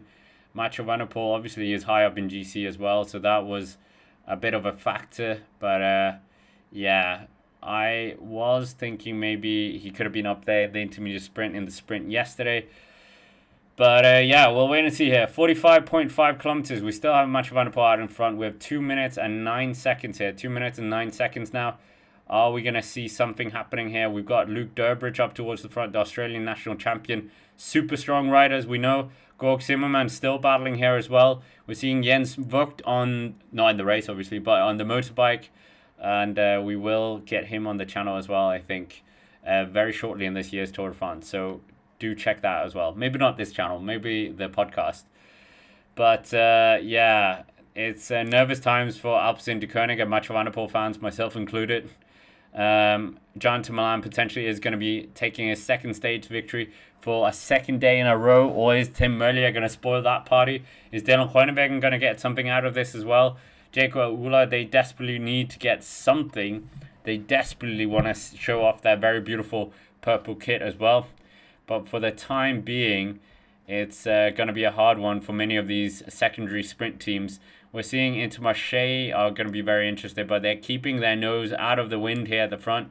Uno X are very animated together with pro continental colleagues of Tudor Pro Cycling. Jaco Ayula absolutely just thumping the pace right now, doing their best to keep this pressure on Alpecin. Soudal Quickstep even getting involved here, despite the depleted resources that they have after losing Matteo Cattaneo here. But they're doing about 60 kilometers an hour here. 60 kilometers an hour. Very, very good ride by them. But Durbridge is lining up behind Mara Schmidt here. So the Jaco Ayula guys are really out to try and do something here. And it's a shame that they're not forcing Lidl Trek to get involved as well, because they're just sitting back now. The guys are resting. And by the time we get to that last 5 kilometers, they're absolutely going to pounce on everyone and just, yeah, turn the gun on them. So Jaco Ayula are really just, yeah, they should force Lidl Trek to do more work here as well. Great to have 750 people in the chat. Do let us know where you're watching from as well. Smash the like button, subscribe to the channel if you haven't already, and do let us know where you're watching from with a flag. I'll do the flag game as well. But 1 minute and 54 seconds. The wind is a tailwind, so it's a tailwind of 24 kilometers an hour here. So it's going to be a very fast finish here, very fast finish to say the least. And yeah, we'll wait and see what happens here. Yeah, it will be interesting. I don't have a flag, so I can't find the flags for whatever reason. So I had to do it in words. So yeah, this is going to be a very hard one to win. The peloton are doing a very good job here to just keep the pressure on here. 42.7 kilometers here. They are going to come inside the last 40 kilometers with a bit of an advantage here. Not a lot. Almost 2 minutes. 1 minute and 52 seconds here. 1 minute and 52 seconds. So it is looking very interesting here for the peloton here. This is going to be a diabolical finish for them, and heartbreak potentially for Ricard and Mathieu van der Poel. Almost trying to do what Picnic Personnel did on the first stage last year with a double breakaway. Obviously, we had a double breakaway yesterday with Total Energies. And yeah, this is a very, very exciting stage compared to what we had yesterday. 42.3 kilometers, 1 minute and 53 seconds. Great to have Ronda from Otario. And I probably butchered that. What are we saying as well? Rubber Shark. I realize it's a flat stage, but where are the likes, people? Yeah, 1 minute and 53 seconds. It is stagnating a bit here. 54 kilometers an hour for the peloton here. Are they running out of resources? I don't think so. I think they're just taking a bit of a lull here. The seconds are coming down. That advantage is slightly just being chipped away a bit at a time here. So, yeah, this is going to be interesting now. Uno X, what are you doing? Uno X, what are you doing? Actually, you and Tudor should not be doing any work. You should be saving all your resources for that final 5 kilometers if you are going to try and poach something here.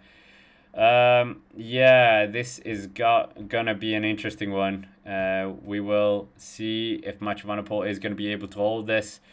41.4 kilometers here. We have got 1 minute and 52 seconds still. Tudor Pro Cycling coming to the front. Alpecin, go and tell them off. Go and tell them off here. Say that you want a legendary win for Mathieu van der Poel. But yeah, right now it is looking like it's not going to be a win for Mathieu van der Poel here. Thank you to our channel sponsor as well, Velo Pro Racer, a very good road racing simulator app. And if you haven't already, check that out. They really did like that. Many of you have downloaded the app completely free. But for the time being, we are watching the 9th stage of this year's Tour de France. We've even got Ethiopia in the chat as well. So, are we going to get a stage win? Oh my goodness, Space saying Peter Sagan is winning. Yeah, that's a running joke. I will tell you one thing.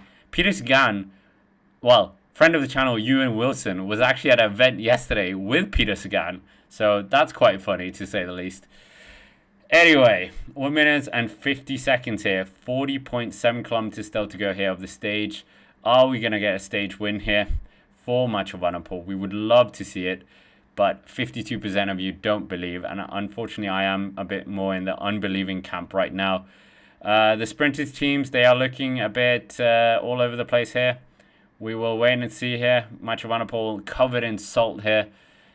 The amount of fuel these guys have been taking, the amount of carb drinks that they've been drinking must have been so many, but Match of Vanderpool looks like it might be over shortly. But 40k, it's not over until the fat lady sings, whoever that is, as they say in English. So we'll wait and see. But Jonas Ricard and Match of Vanderpool still in pole position right now. They are leading the 9th stage of the Tour de France, even getting a bottle here from the motorbike riders as well. So they're just trying to do their best here at the front. What can they do here? Are we going to see a stage win from these guys? Ineos Grenadiers doing Ineos Grenadiers things here. Getting at the front. Why are you here, Ineos? You don't have a sprinter. You don't have Caleb Ewan. Geraint Thomas is not going to win this stage. These crosswind sections are short, so I don't think it's going to come completely apart. Everyone's going to be so alert to it, but we still want to be in a good position, good spot. That is what Israel Primitic said as well. So yeah, there you have it. Israel Primitic saying we are actually going to get some crosswind sections here coming up. So this will be quite fascinating to see if anyone's going to be caught out here. This will be potentially nervous times now for the sprinters teams, nervous times for all these teams. So we'll wait and see. But for the time being, it's looking very good now. It's looking very good for the sprinters. They are going to catch this, I think. I think we are going to get the catch. Mathieu Van der Poel, Jonas Ricard. Unfortunately, I think it was all for nothing. I thought they were just going, at one point, I only thought they were going for the intermediate sprint for Mathieu Van der Poel, and then they kept going here. 38.8 kilometers still to go here of the stage. 1 minute and 44 seconds here. 1 minute and 44 seconds. Mathieu Van der Poel, what can he do here? That is the big question as well. Anything can happen in terms of the sprint, as we know, but can Mathieu Van der Poel win this stage? Imagine the odds for this stage. Yeah, who knows what's going to happen now, but they have got that block formation at the front here. We've got Tim Wellens up there now. We've got Luke Durbridge, Picnic Personnel, Bahrain Victorious, Tour de Pro Cycling, Uno X, and Ineos Grenadiers, with Geraint Thomas working towards the front here. So they're just making sure to keep their position within the bunch here. So we'll wait and see. But towards the back here, we're seeing one of the Tour de Pro cyclists. I think it is Marco Haller. And yeah, what can he do here? I thought they were going to use him in the lead out for Alberto Danese, but we also saw him doing a bit of the work up towards the front. So nervous times here, nervous times. Vera saying that I heard that Tour de France cyclists take in about 6,000 calories a day. Yeah, I think, well, right now, Mathieu Van der Poel is probably double that by the looks of how many bottles that they've been taking as well. Yeah, absolutely agree with JB here. What are Tour de Pro Cycling and Uno X doing? I would be furious in Alpecin and Mathieu Van der Poel's shoes. Yeah, I mean, they have no chance of winning, these two teams. No chance. This is going to look very bad if they do win. But Mathieu Van der Poel doing everything here. We saw just slow-mos here. We obviously know that we had a Ricard. Yeah, Ricard just taking the tongue out as well. But these two guys doing their best to stay out in front here. What can they do? When are they going to get caught here? Are they going to get caught here? Has Mathieu Van der Poel got an extra gear left as well? We'll wait and see here. But they're coming around a corner here. 37 kilometers to go. They've still got a bit of a lead here. 1 minute and 48 seconds here. 1 minute and 48 seconds. But right now, Tour de Pro Cycling and Uno X absolutely infuriating that. So yeah, we'll wait and see. Clifton Dunn saying I took in 6 calories sitting in my armchair. That was pretty funny. But yeah, JB saying what is their real reason? Is there cooperation with Lidl Trek? For sure, I think for sure. And also they want a sprint with Danese and obviously Fredheim. So obviously they want to try and get a top 10 finish, I guess. That's what they're thinking about. But for the time being, we're just seeing more beautiful chateaus around France. I think they are in the Loire region, which is the region of the castles. But yeah, actually last year, around this time, they were actually in this very city that I'm sitting in Orléans, where we had them set off on stage 10. They also had the rest day here, but no rest day here this year. Tim Wellens here, he's just coming up towards the front here. He's just taking charge. They are having a bit of a crosswind section here. This Melissa bike coming up towards the front now as well. But it is the polka dot jersey who's just making sure to stay out towards the front here. Ramping it up here with Uno X. This is going to be interesting now. If anyone's going to get caught out by this section, echelons could be forming. This could be worrying times for many of the peloton. 35.6 kilometers, 35.9 kilometers still to go here of the stage. Who is going to be winning the stage? Is this going to be a sprint, or is it going to be Mathieu van der Poel going to be winning this? But right now, Uno X are driving this pace together with UAE Team Emirates. And yeah, just making sure to stay out of trouble here. Tudor Pro Cycling as well, just keeping up the pace as well. What can they do here? But 1 minute and 43 seconds here. 1 minute and 43 seconds. Are we going to see a real big drive here from the riders? But yeah, right now it is looking very fascinating what's going to happen here on the stage. Are we going to see potentially this peloton being ripped in half? We're seeing Ivan Romeo, the Spanish national champion, a flat here. Probably not the best time to have a flat. Yeah, we'll wait to see what happens with him later on as well. Was very good in the Dauphiné, taking a stage there, and wearing the yellow jersey there. But Movistar will have to wait and see what they can do here in the race, deeper into the race. They want to get Enric Mas. Our poll is not quite decisive yet. It's almost 50-50 now. So any Mathieu van der Poel fans, you want to rally behind your man. Time to get in the poll. About 300 people have voted in that poll as well. So if you believe Mathieu van der Poel is going to be winning the stage, you might as well drop your vote there for him. But we're almost at 200 likes as well, so smash the like button and subscribe to the channel if you want to see a very funny zombie flash up as well. But for the time being, 1 minute and 40 seconds here. Uno X, Bahrain victorious, just lifting the pace ever so slightly as well. Looking around, Tudor Pro Cycling as well, just getting involved for whatever reason here. We think it's Dainese here. Bahrain victorious obviously have interest with Phil Bauhaus here. So these guys are just doing their best here. 1 minute and 38 seconds for Mathieu van der Poel and Jonas Ricard, who have been leading this stage for a long time here on the 9th stage of the Tour de France. Châteauroux is going to be the finish here. Are we going to see a legendary finish with Mathieu van der Poel taking the stage? But right now, okay, I had a call to action to support Mathieu van der Poel in the poll, but it's gone the other way here. You guys went more against it. It's gone 52 no. So yeah, that call for Mathieu van der Poel didn't really help. But we got a crosswind here, crosswind situation here. 33.8 kilometers. Lidl Trek coming to the front here finally once again. So what can they do here? They just had a momentary rest here, courtesy of Tudor Pro Cycling and Jaco Alula. What can they do here, Lidl Trek? They need to expend bullets here if they're going to catch these guys up in front. Has Mathieu van der Poel got a second gear here? I hope so. I hope so. Yeah. But UAE Team Emirates, they've just disappeared from the front here. It is very much a battle of the sprinters teams. They want to try and do something here. And what are they going to do here? That remains to be seen. What can they do here, the sprinters teams? Oh, what's happening now? What's happening now? Bad chain here from Niels Polle here. He's trying to sort it out on the bike. Don't try that at home. Yeah, drop chain there from Niels Polle, but he does a great job just to fix it here. So mechanic on the bike, and a good save by him. He's just getting paced back by his team car here. 32 kilometers left here of the stage. This is going to be a very fast run in into Châteauroux. We have got a bit of a crosswind going on here.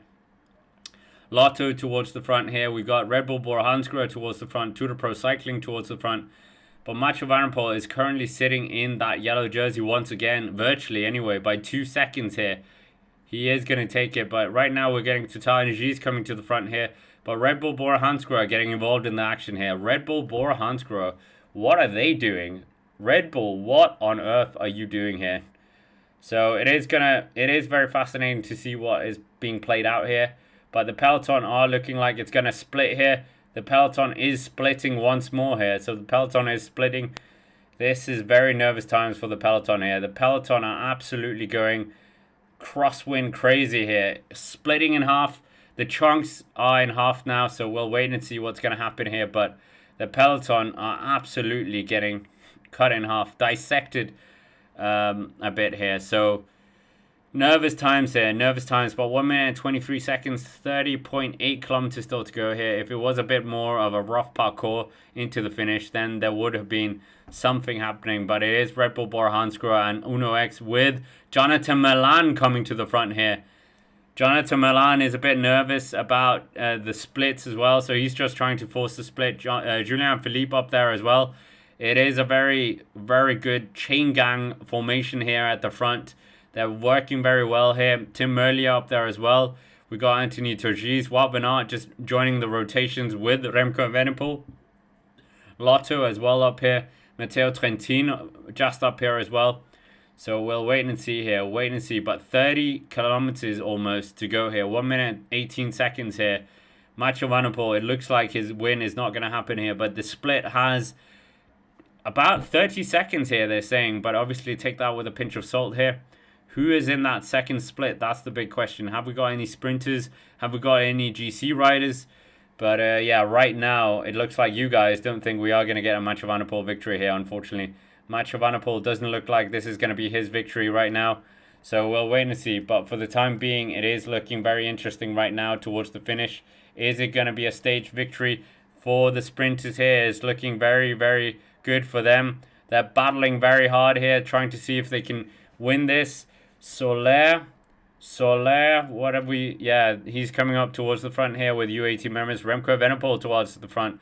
Wout van Aert up here. But Remco Evenepoel, no, Tadej Pogačar's just moved into second wheel here. Marc Soler keeping his leader up towards the front, trying to justify his reason for being within the team as well, as we've said so many times. But right now, it's looking very good here. It's looking very good right now for potentially him getting a stage win here, Jonathan Milan. Are we going to get a win for Tim Merlier? Tim Merlier equally could be doing something here as well if he's able to, but for the time being, it's still Mathieu Van Der Poel and Ricard out towards the front. They've got about, 1 minute and 20 seconds, but 30 kilometers to go here. Can they just get through that, last bit unscathed here? We'll wait and see. But they're a very, very strong team, as we said. So we'll wait and see if they can do it here. But for the time being, it's 1 minute 17 seconds. Tim Wellens also here towards the front. Julian Philippe, Wout van Aert. All these guys, yeah, just facing the wind here. Wout van Aert is definitely not going to be allowed to sprint here, unfortunately. But for the time being, it's looking very good for many of these riders. Upping the pace ever so slightly here. And Matteo Trentin, we're coming through a feed zone here. Are they going to take any of the feed here? Yeah, we'll wait and see here. But for the time being, it's looking very good for these riders. Are they potentially going to get a stage win now? For the time being, it's looking very good right now for the riders. And yeah, this could be an interesting finish. This could be a very, very interesting finish now for the riders. But yeah, 1 minute and 13 seconds here. 1 minute and 13 seconds. All to play for still. And are we going to get a stage victory from potentially Jonathan Milan here? Jonathan Milan could be the ones in pole position. He's already been involved in some of the echelon formation phases. So that is a bit of a worry for him potentially. Yeah. We will wait and see. But 28 kilometers to go here. Mathieu Van Der Poel in a good position here. We're seeing Cofidis joining the front as well. They're just trying to increase the pace here. They have Brian Coquard, but it is Visma Lease Bike here.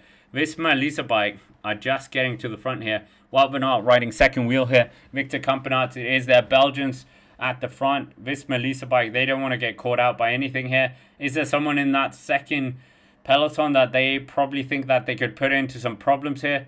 But where is Tadej Pogačar as well? We're getting a radio message from Visma Lease Bike as well. So we'll wait and see what that says. Come on, boys. Now it counts. What else? Let's see. Oh, that's it. That was the message.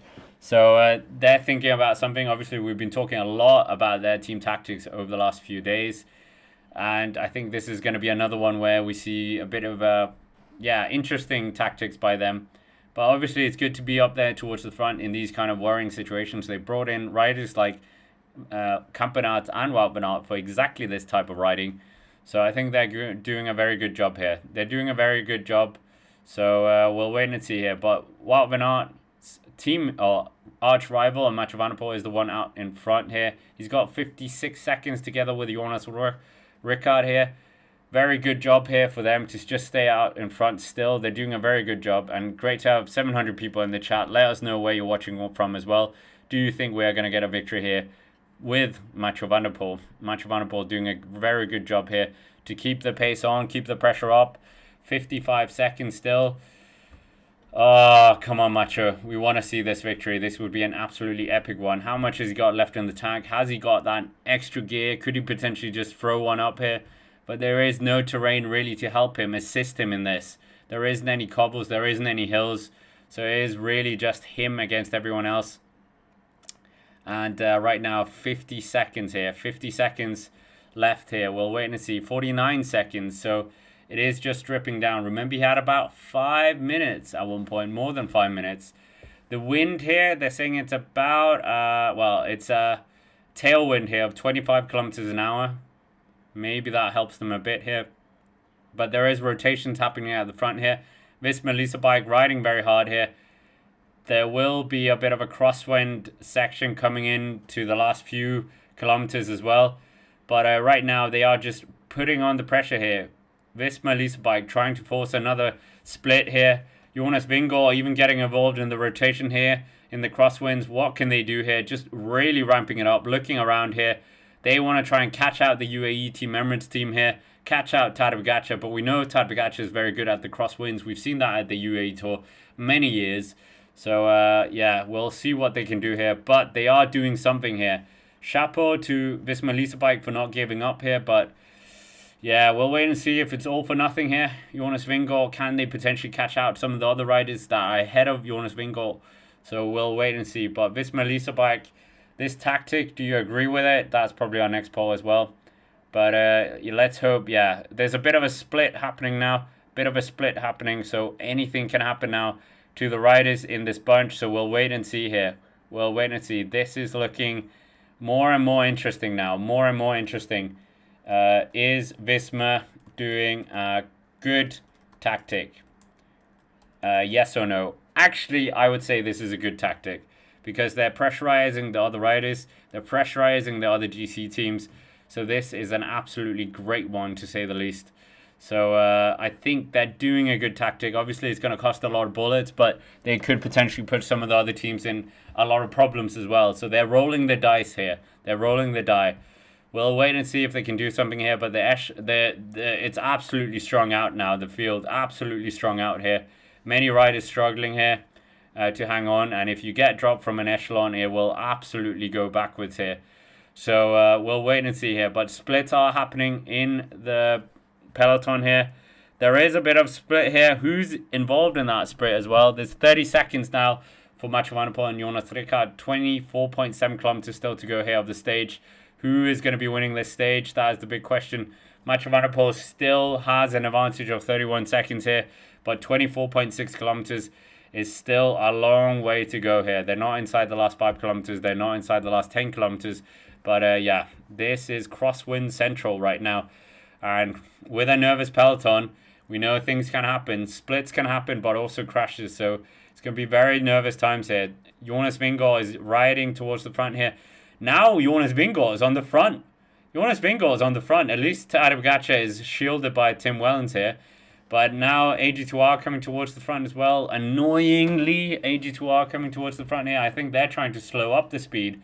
36 seconds it just built up. Wout van Aert was actually one of the ones who got distance as well. So he's just made his way up as well. But 23.8 kilometers, 36 seconds of a gap up to Mathieu van der Poel and Jonas Ricard. So we'll wait and see what's going to happen here. But Jonas Ricard, Mathieu van der Poel, this is really interesting now. This is looking interesting. So, yeah.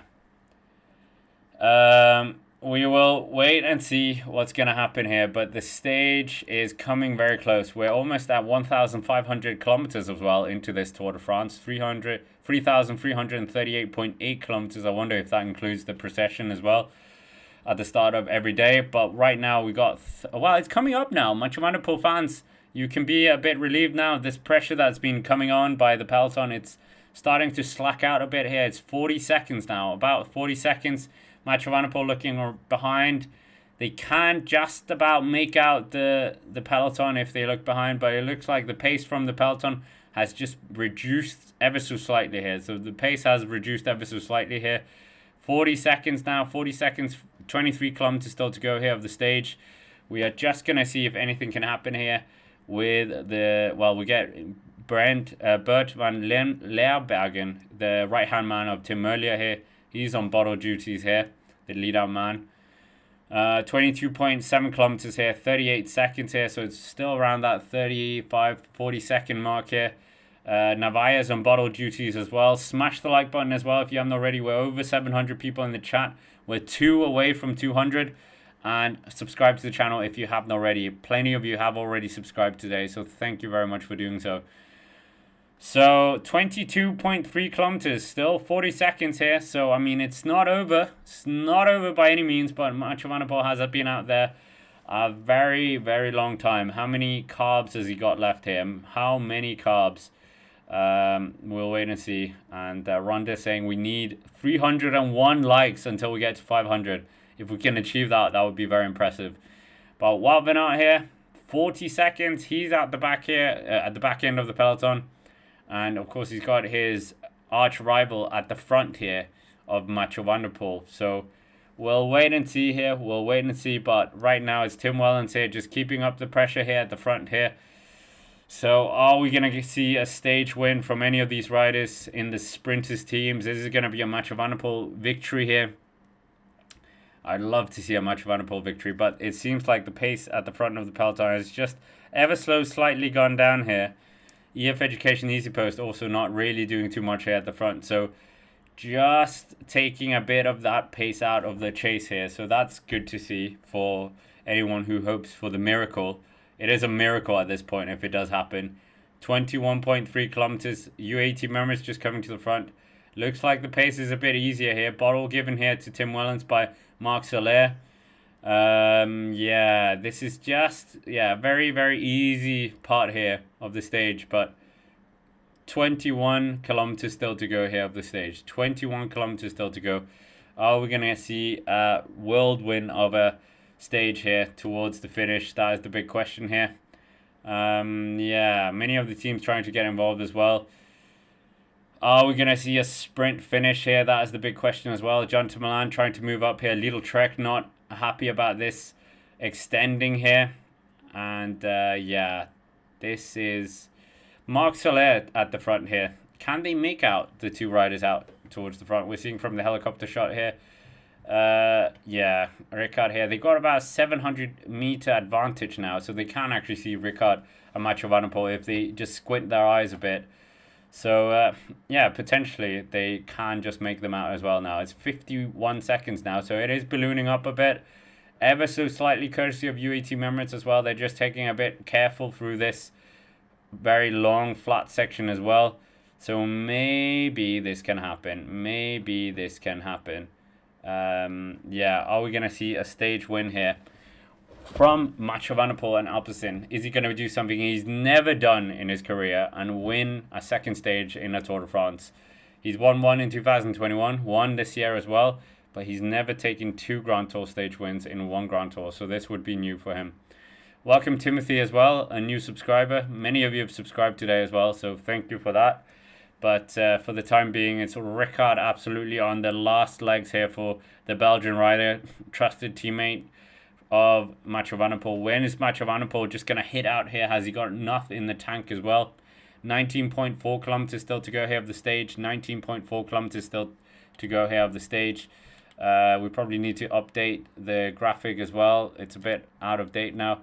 So, yeah. But for the time being, 57 seconds here. It is going up here. It's going the right way for them. So we'll wait and see if they can just about do something here, potentially. But, yeah, 19 kilometers to go here. 19 kilometers to go here. They've got an advantage. 59 seconds. Ineos to Grenadiers towards the front here. Are they throwing this away, the peloton now? Are they going to throw it away? It's coming up here. It's coming up. Unification East Post. Where is Little Trek here? Little Trek not really doing anything. Yeah. Strange, isn't it? They were so hungry for this in those crosswind sections, but now the impetus of the peloton absolutely gone now. Absolutely gone now. They just aren't pushing on here. So they're not pushing on. So, yeah. It's about a kilometer of an advantage here for Mathieu van der Poel and Jonas Rickaert. They're doing a very good job here. 18.4 kilometers still to go here. Are we going to see a potential stage victory for these guys out in front? Welcome, Steven, as well. Welcome to every single one of you who have subscribed today as well. But for the time being, it's looking very good now for Mathieu van der Poel and his teammate here. Rickaert and him doing a good job here. And we'll wait and see what they can do here. Quick shout out to our sponsor as well, velproracer.com. Many of you have downloaded that app, so thank you for that. And yeah, they provided some very good feedback as well. So they were happy with everything. But 17.8 kilometers to go here. 1 minute and 10 seconds now. 1 minute and 10 seconds. 2 minutes and 39 seconds for the second peloton. I don't actually know who's in that second peloton. But yeah, it doesn't seem to be anyone too big here. In terms of a GC or the sprint, or else they would have been covered. Reminder that Mathieu van der Poel did in fact win the intermediate sprint, him and Jonas Rickaert finishing in the top 2 positions. That was almost why they went up from the gun here. They've been out there for a very long time here. 17.2 kilometers still to go here of the stage. Absolutely remarkable finish here by Mathieu van der Poel. Maybe he can do something here. Yeah, absolutely incredible riding by him. If he wins this would be one of his best stage wins, I think. Certainly in a Grand Tour. Obviously, we've seen some absolutely incredible ones from him. I think he's got 3 Grand Tour stages to his name. 2021, the Giro first stage win, and then obviously the stage win here. So, yeah. 16.7 kilometers to go here. 1 minute and 20 seconds now. It's moving more towards the Mathieu van der Poel side that he is going to win this. 54% of you thought it was a good tactic by this Melissa bike, and I think it's good to do the poll again. Will Mathieu van der Poel win the stage? There we have it. There we have it. Yes or no? Now it's looking a bit more favorable as well. Thank you, Sadie, for joining the chat as well. Yes, the chat is a very good place. Many, very good people around the world as well. But 1 minute and 23 seconds here. 1 minute and 23 seconds. This is looking very, very good here. Mathieu van der Poel takes his 80th bottle of the day. Just sprays his bottle as well. His body. It is a very hot day, of course. 16 kilometers to go here of the stage. 1 minute and 23 seconds here. The peloton have potentially given up on this. Wow. Wow, wow, wow. Who would have thought this? Who would have thought this? I thought they had this. I thought they were going to win this. This looked like it was going to be game over for Mathieu van der Poel in the next few kilometers, but now it's swung in the favor of Mathieu van der Poel. Absolutely legendary stuff from the Flying Dutchman here. 1 minute and 22 seconds here. What can he do here? The tailwind, yeah, as Carousel Vertigo says, really does help here. And yeah, we'll wait and see what's going to happen here. 1 minute and 21 seconds here. Are we going to see a stage victory from any of these riders? 3 minutes and 12 seconds for the second peloton here. But they need to get organized now, the sprint teams. Where are you now, Tura? Where are you now, Jaco? Where are you now, Little Trek? Sudal, all these sprinters teams that were so getting ready for this. Yeah, absolutely not doing anything right now. So we'll wait and see here. But for the time being, this looks like it's going to be potentially a very, very close sprint now. Or a very close battle between the sprinters teams and Mathieu van der Poel as well. Come on, Mathieu van der Poel, you can do this. Mathieu van der Poel versus the sprinters now. This could be a very exciting battle now. A very, very exciting battle. Yeah, this is going to be interesting now. Van der Poel in the break. This is what these stages are made of here. 14.7 kilometers to go here. Tim Wellens drops at the back. Rickaert absolutely on the limit here, doing his best here. Maybe his last few turns here. 14.5 kilometers. And what can he do here? He's doing everything he can, everything he's got left in the tank, just pushing as hard as he can. Mathieu van der Poel, his team leader, on his wheel here. He's wanting to be part of this history-making stage potentially. But now Red Bull Bora Hansgrohe, they're waking up here. Uno X towards the front. Visma Lease Bike towards the front as well. There are alerts of crosswinds coming up as well. So we'll wait and see. We're almost at 250 likes as well. We're almost at, 20 subscribers as well of this stream. So smash the like button if you haven't already. But there is crosswinds coming here. Crosswinds are coming now. So we'll wait and see if this actually does impact the riders. They're about a kilometer behind this pairing of Ricard and Mathieu van der Poel here. They've got about a minute and 11 seconds here. So that 10 kilometers per minute is almost at a level pegging field here. So yeah, looking very good here. Welcome to Marianne as well. But 13.6 kilometers. 13.6 kilometers here. That is all that we've got left here. 1 minute and 12, 1 minute and 11. But the peloton really need to get motivated here if they're going to do this. How much has Mathieu van der Poel got left in the tank here? They need to do something here. Ricard is pulling some incredible faces here. He wants to just try and get as much oxygen into his face as possible. And yeah, just absolutely going to the limit here. These guys pushing as much as they can. Super strong rider, both of them. And these two very good in the classics, and we'll see what they can do here. 13 kilometers. Jonas Ricard is absolutely motoring it here on the front for his teammate and team captain of Mathieu van der Poel here. These two have been part of many races in the classics. He was part of his Paris-Roubaix troop as well. They got victory there. And Jonas Ricard, he's just been called on here. Now we're getting Visma Lease Bike coming to the front here. Visma Lease Bike coming to the front now. Oh, are they going to spoil the party here? Visma Lease Bike and Lidl Trek, they know that there's an opportunity for a sprint win here. So they're just coming to the front. They just want to try and make the best of it here. Are they going to be able to do something here? They're just pushing on a bit more here. Jonas Ricard looking like he's on the limit here. But now we are seeing Victor Kampenaerts in that very aerotuck position here with Lidl Trek trying to get behind the Belgian former hour record holder, former European time trial champion as well. They're just trying to boss it right now. Kampenaerts has got Tish Benoot on his wheel, and he's got Jonas Vingegaard riding second wheel as well. So interesting. Oh, crash. Oh, is this a mechanical? Fredheim, the sprinter of Uno X, is out the back with a mechanical here. So maybe that was karma for working against the Flying Dutchman. But right now, it's absolutely scenes right now. Tudor Pro Cycling getting involved as well with Visma Lease Bike. These riders are doing everything. But Fredheim, that was bad luck for the Norwegian squad here. But Mathieu van der Poel and Jonas Ricard here doing a solid job here towards the front here. Just keeping this tempo up here. Doing everything they can here to keep this going. 11.5 kilometers to go here. 1 minute and 3 seconds here. That second group of the peloton are absolutely out the back. It would be interesting to see if there's actually some big riders in there as well.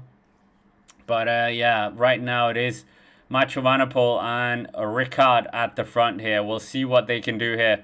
But this is a very, very close call now. 11 kilometers at 1 minute. So you can see how close it is between Mathieu van der Poel and the riders here of the peloton. So very, very good riding by these guys. It's Tudor Pro Cycling, Visma Lease Bike, Bahrain Victoria is getting to the front here. They want to try and bring this back as well. A lot of guys not giving up on this chase here. 10 under 10.8 kilometers. Bahrain Victorias have Phil Bauhaus here as well. So they've just come to try and snipe a stage win here. They haven't got much out of this race. Lenny Martinez, not great form, a bit of illness.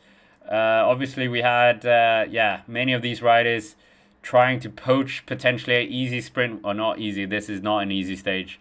They're really going for it, the peloton and the breakaway. But we've seen many riders getting involved in this as well. But for the time being, Visma Lease Bike, Tudor Pro Cycling, Lidl Trek, they're all getting involved here at the front here. Jonathan Milan is not too far off the front. He's taking several turns himself as well. 10.2 kilometers still to go here of the stage. 10.2 kilometers. Bahrain victorious. We saw them really pushing on here, but it's still 53 seconds here. They did give them a bit of a slack rope as well. So right now we're getting very, very close to the finish here. 10 kilometers. Remember, we have that very tricky final 5 kilometers, and that could potentially catch some of the sprinters teams out as well. So if Ricard and Mathieu van der Poel have got the lead going into that last 5 kilometers, it could maybe help them. Mathieu van der Poel, a very good cyclocross rider. Interesting that we haven't seen Ricard kind of tap out. He's been very strong, Ricard, here. But now Little Trek coming to the front here. Their resources, they're trying as much as they can to get to the front here. The remaining resources that they've got left here, maybe they think that Johnson Milan doesn't actually need a sprint train. Just use everyone. It's over for them in terms of a really strong lead-out train. This is the problem when you have one of the favorites. Everyone's going to look to you to do all the work here. Tour de Pro Cycling are helping as much as they can here as well. Visma Lease Bike coming in aid of them. Jonathan Milan is on the wheel. Jonas Vingegaard into Marseille, looking like they're a bit interested in getting involved as well. 9.2 kilometers to go here. 9.2 kilometers. Tour de Pro Cycling doing a good job here at the front. Little Trek pushing on here. Jonas Vingegaard is sitting very high up here as well. So Jonas Vingegaard looking very good here. Out of harm's way here. Fredheim, he's trying to get back into the peloton as well. Getting a lot of help here from his team car. Little Trek, they are really busting the things at the front, but at the real front, we have still got the legend of Mathieu van der Poel and Jonas Ricard. They're doing a very good job here, maintaining about 44 seconds here with 8.7 kilometers still to go here of the stage. This is going to be a very, very interesting fast finish coming towards the finishing line here. Great to have so many people in the chat. Subscribe to the channel if you haven't already, and we are in for a fast one now. Is it going to be Mathieu van der Poel winning this stage? 8.5 kilometers still to go for him. Absolutely legendary scenes if he can pull this off. But right now, there are many teams trying to deny the Flying Dutchman this. Fredheim does get back into the field as well. So the sprinter from Uno X have gotten back into this. And now we got Little Trek at the front. We got Ineos towards the front. Remco Evenepoel is up towards the front as well. Is he looking to do a turn here for Tim Merlier? This is getting very, very close now. Very close. 8 kilometers. We're getting very close to that fast section as well that we talked about. 5 kilometers. I'll put it on the screen now. You can see it there in the top corner. They come into that final fast few kilometers, and they have got a lot of tricky bends as well. In the last 3 kilometers, they've got really 2 hard corners to go around. But 7.7 kilometers to go here. Uno X towards the front now. They know that Fredheim is back here, so they want to try and do something here. Little Trek saying, come on, come on, come on, in the team radio here. So they are really egging on their riders here to try and do something here. It's going to be a fast one, this. Very, very fast one. Uno X doing their best here. Fredheim is the chosen son for them. They've got 33 seconds to make up. Uno X absolutely driving this now with Little Trek, one of their riders on their wheel. Remco Evenepoel, they made a bit of a gap here as well. So they managed to gap the rest of the peloton here. And Remco Evenepoel finds himself in the right part of that gap as well. So very motivated Uno X riders here. They just have to slow up a bit here. It is the side wind that we were talking about before, crosswinds. And it looks like the Mathieu van der Poel potentially can't get this win now. Remco Evenepoel is pulling now. Remco Evenepoel is pulling in aid of his teammate. Mathieu van der Poel and him are, of course, friends. So probably not for, probably won't be getting a free coffee here from Mathieu van der Poel after that. But Uno X, what a turn we saw earlier. They come around another roundabout here. 6.6 kilometers to go here. The pace is really high now. The pace is really high. Mathieu van der Poel and Ricard here. Are we going to see Mathieu van der Poel just do one of his famous attacks here? Really just accelerate hard if he can here. I'm not quite sure. I don't know if he's got anything left in the tank here, but anything can still happen here. But if Jonathan Milan is anywhere close to these guys out in front, it will absolutely be evaporated, any chances of victory. Jonas Vingegaard sitting quite high up as well. Well, we're not guiding his team leader here, but we have got Uno X here at the front here. Just looking around, we're coming into Châteauroux, Cavendish City, as they call it. Mathieu van der Poel has been let go here. So Mathieu van der Poel is now riding alone. Jonas Ricard here has let go of his teammates. So he gave everything he could, Jonas Rekard here. And now it's a Mathieu van der Poel solo show at the front here, pushing on as long as he can here. Will we see Mathieu van der Poel win the stage? It is all in his hands now. All in his hands right now. Doing everything he can now. Mathieu van der Poel, he's chasing more legendary stuff here. Can he beat the sprinters? Now, Arnaud Demar's team of Arkea B&B, they come towards the front here. They want to get involved here as well. They want to try and get their French sprinter involved in the sprint now. 31 seconds. 30 seconds, it's the advantage now. And we'll wait and see here. Mathieu van der Poel, how much has he got left in the tank here? All those carbs he was taking early on, how much of it is still in his body? He's absolutely burning the pedals up here. 28 seconds here. 5.2 kilometers. We got Soudal Quickstep. This is a classic, absolute classic finish here. Soudal Quickstep, little trek. We've got Tour de Pro Cycling also in there as well. We got Intermarché. All of these guys just wanting to get involved in this as well. This is going to be an absolutely nail-biting finish. They're inside that final 5 kilometers that we can see on the screen here. What's going to happen here? Little trek looking around. Many of them just looking around here. Oh, they're just hesitating a bit here. Mathieu van der Poel, Rekard is at the back here. Groupama FDJ getting involved in here as well. So we'll wait and see what's going to happen here. But Mathieu van der Poel still out in front. 25 seconds here. 4.6 kilometers to go here of the stage. 4.6 kilometers. That's all that's left here of the stage. What is going to happen here? Oh, Alpecin just trying to mess this up as well. They've got right and second wheel behind the Groupama FDJ riders. Brilliant team move here by Alpecin. Come on, guys. 4.3 kilometers. Can Mathieu van der Poel win this? This is looking very close now. 23 seconds here. This is going to be legendary stuff here. Can he pull it off here? Mathieu van der Poel. Chapeau. Chapeau, our Flying Dutchman. You can do it. You can do it. Come on, Mathieu. You can do this. You can do it. We believe. Tour de Pro Cycling up towards the front. You just need one of the sprinters teams to hesitate for a moment. You just need someone not to be able to do something. Tour de Pro Cycling coming to the front here. Intermarché just appearing as well. It's 20 seconds. I think it's going to be heartbreak, guys. I think it's going to be heartbreak. Tour de Pro Cycling absolutely pushing on here. Little Trek pushing on as well. This is going to be absolutely excruciatingly painful for Mathieu van der Poel if he does get caught here. He's got about 18 seconds still. 18 seconds still to go here. 18 seconds, 3.5 kilometers to go. There looks like he's absolutely cooked. He's on the limit here. I don't think he's going to get it, guys. I think it's over. I think it's all over. He doesn't look as poised, as sharp as he probably could have been. 15 seconds, 3.3 kilometers. This stage was just 3.3 kilometers too long here for the Flying Dutchman. Flying into the race here. And we'll wait and see if he can actually get something out of it. 13 seconds now, but the sprinters team's led by Intermarché now. Intermarché are driving them into this. Intermarché are absolutely driving them into this now. 3 kilometers to go here. 13 seconds for Mathieu van der Poel. Can he keep this up? Come on, Mathieu. Allez, allez, allez. Mathieu. He's under the 3 kilometers to go banner. Maybe if it was under 1 kilometer, he would have a bit of a chance here. But the Flying Dutchman doing everything he can here to keep this up here. 10 seconds. If they look, they can see him. They can see the Flying Dutchman, unfortunately. It's going to be heartbreak for Mathieu van der Poel fans. Heartbreak for anyone. But 2.7 kilometers still to go here. We're getting more towards those technical sections as well. Anything can happen. Smash that like button. Hit the subscribe button.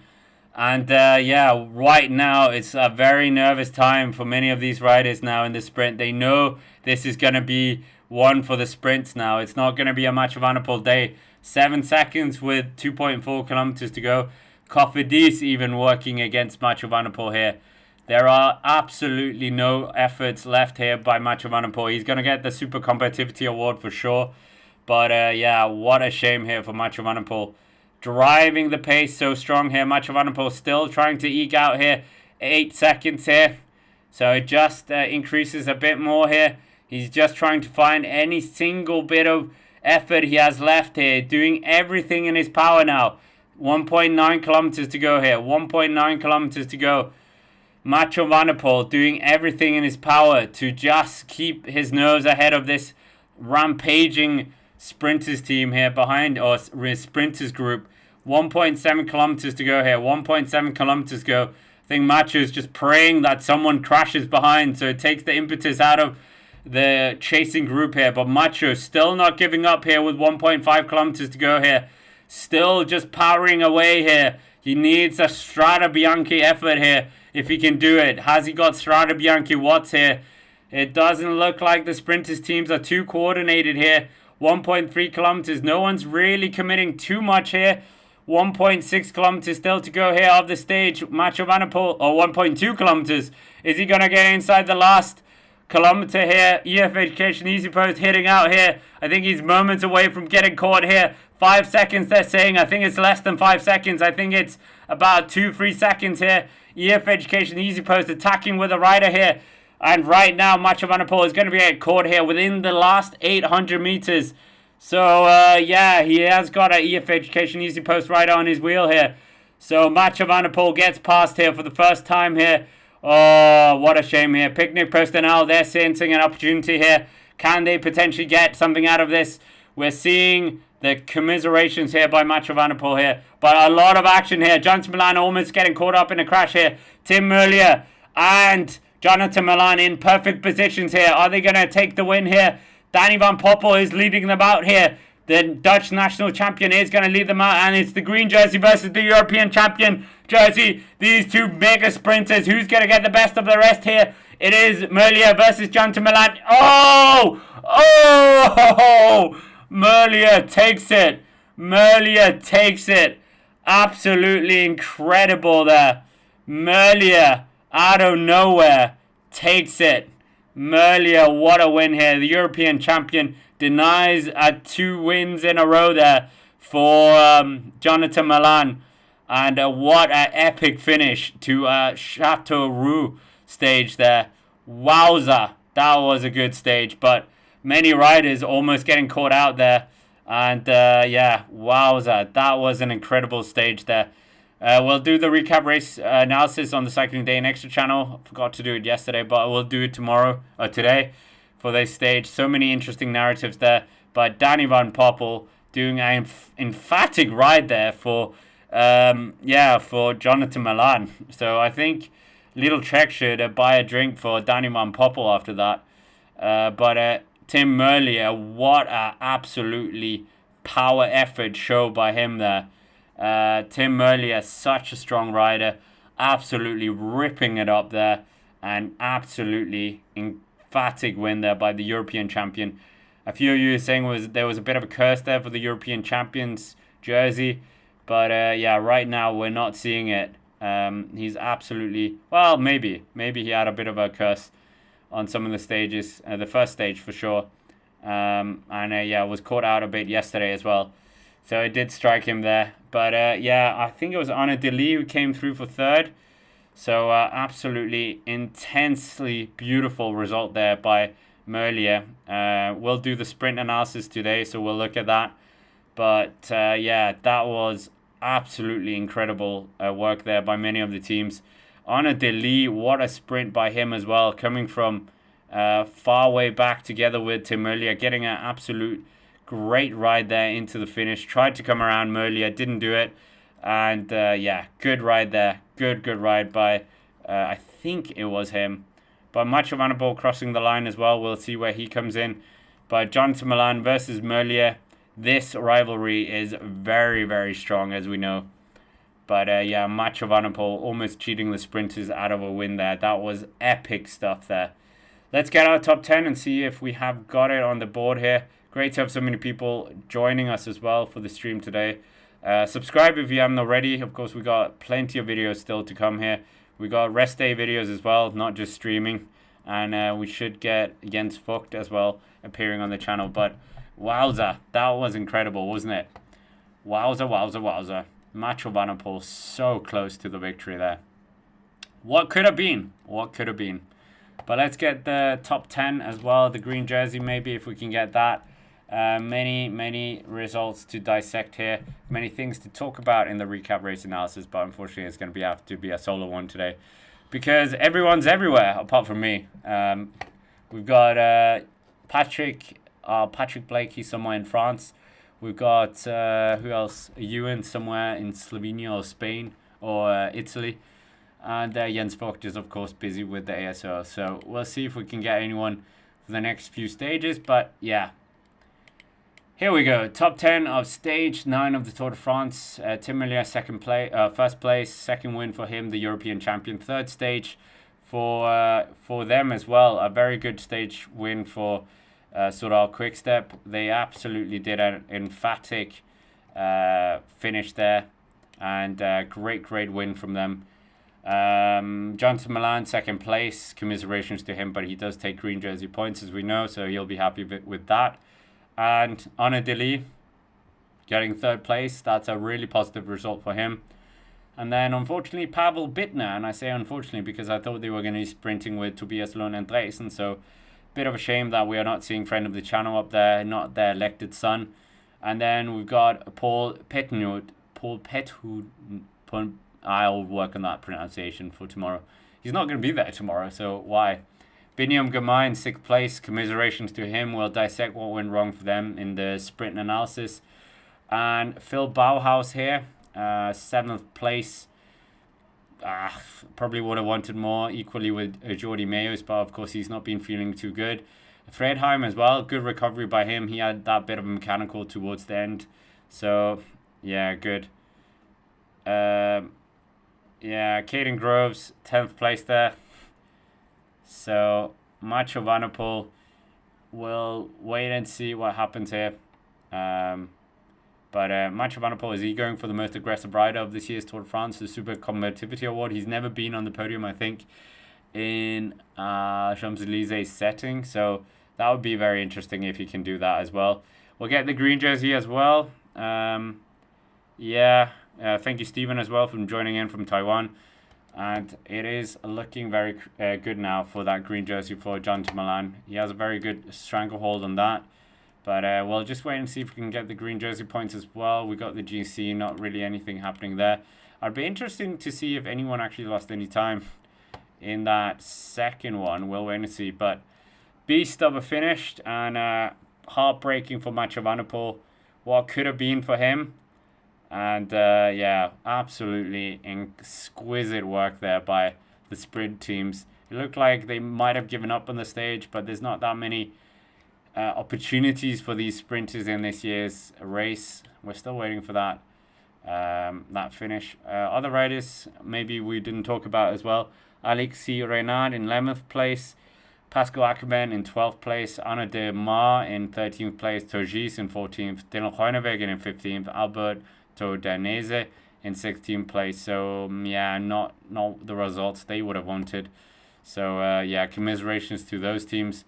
But what a great finish there to the race. We'll wait and see what happens here.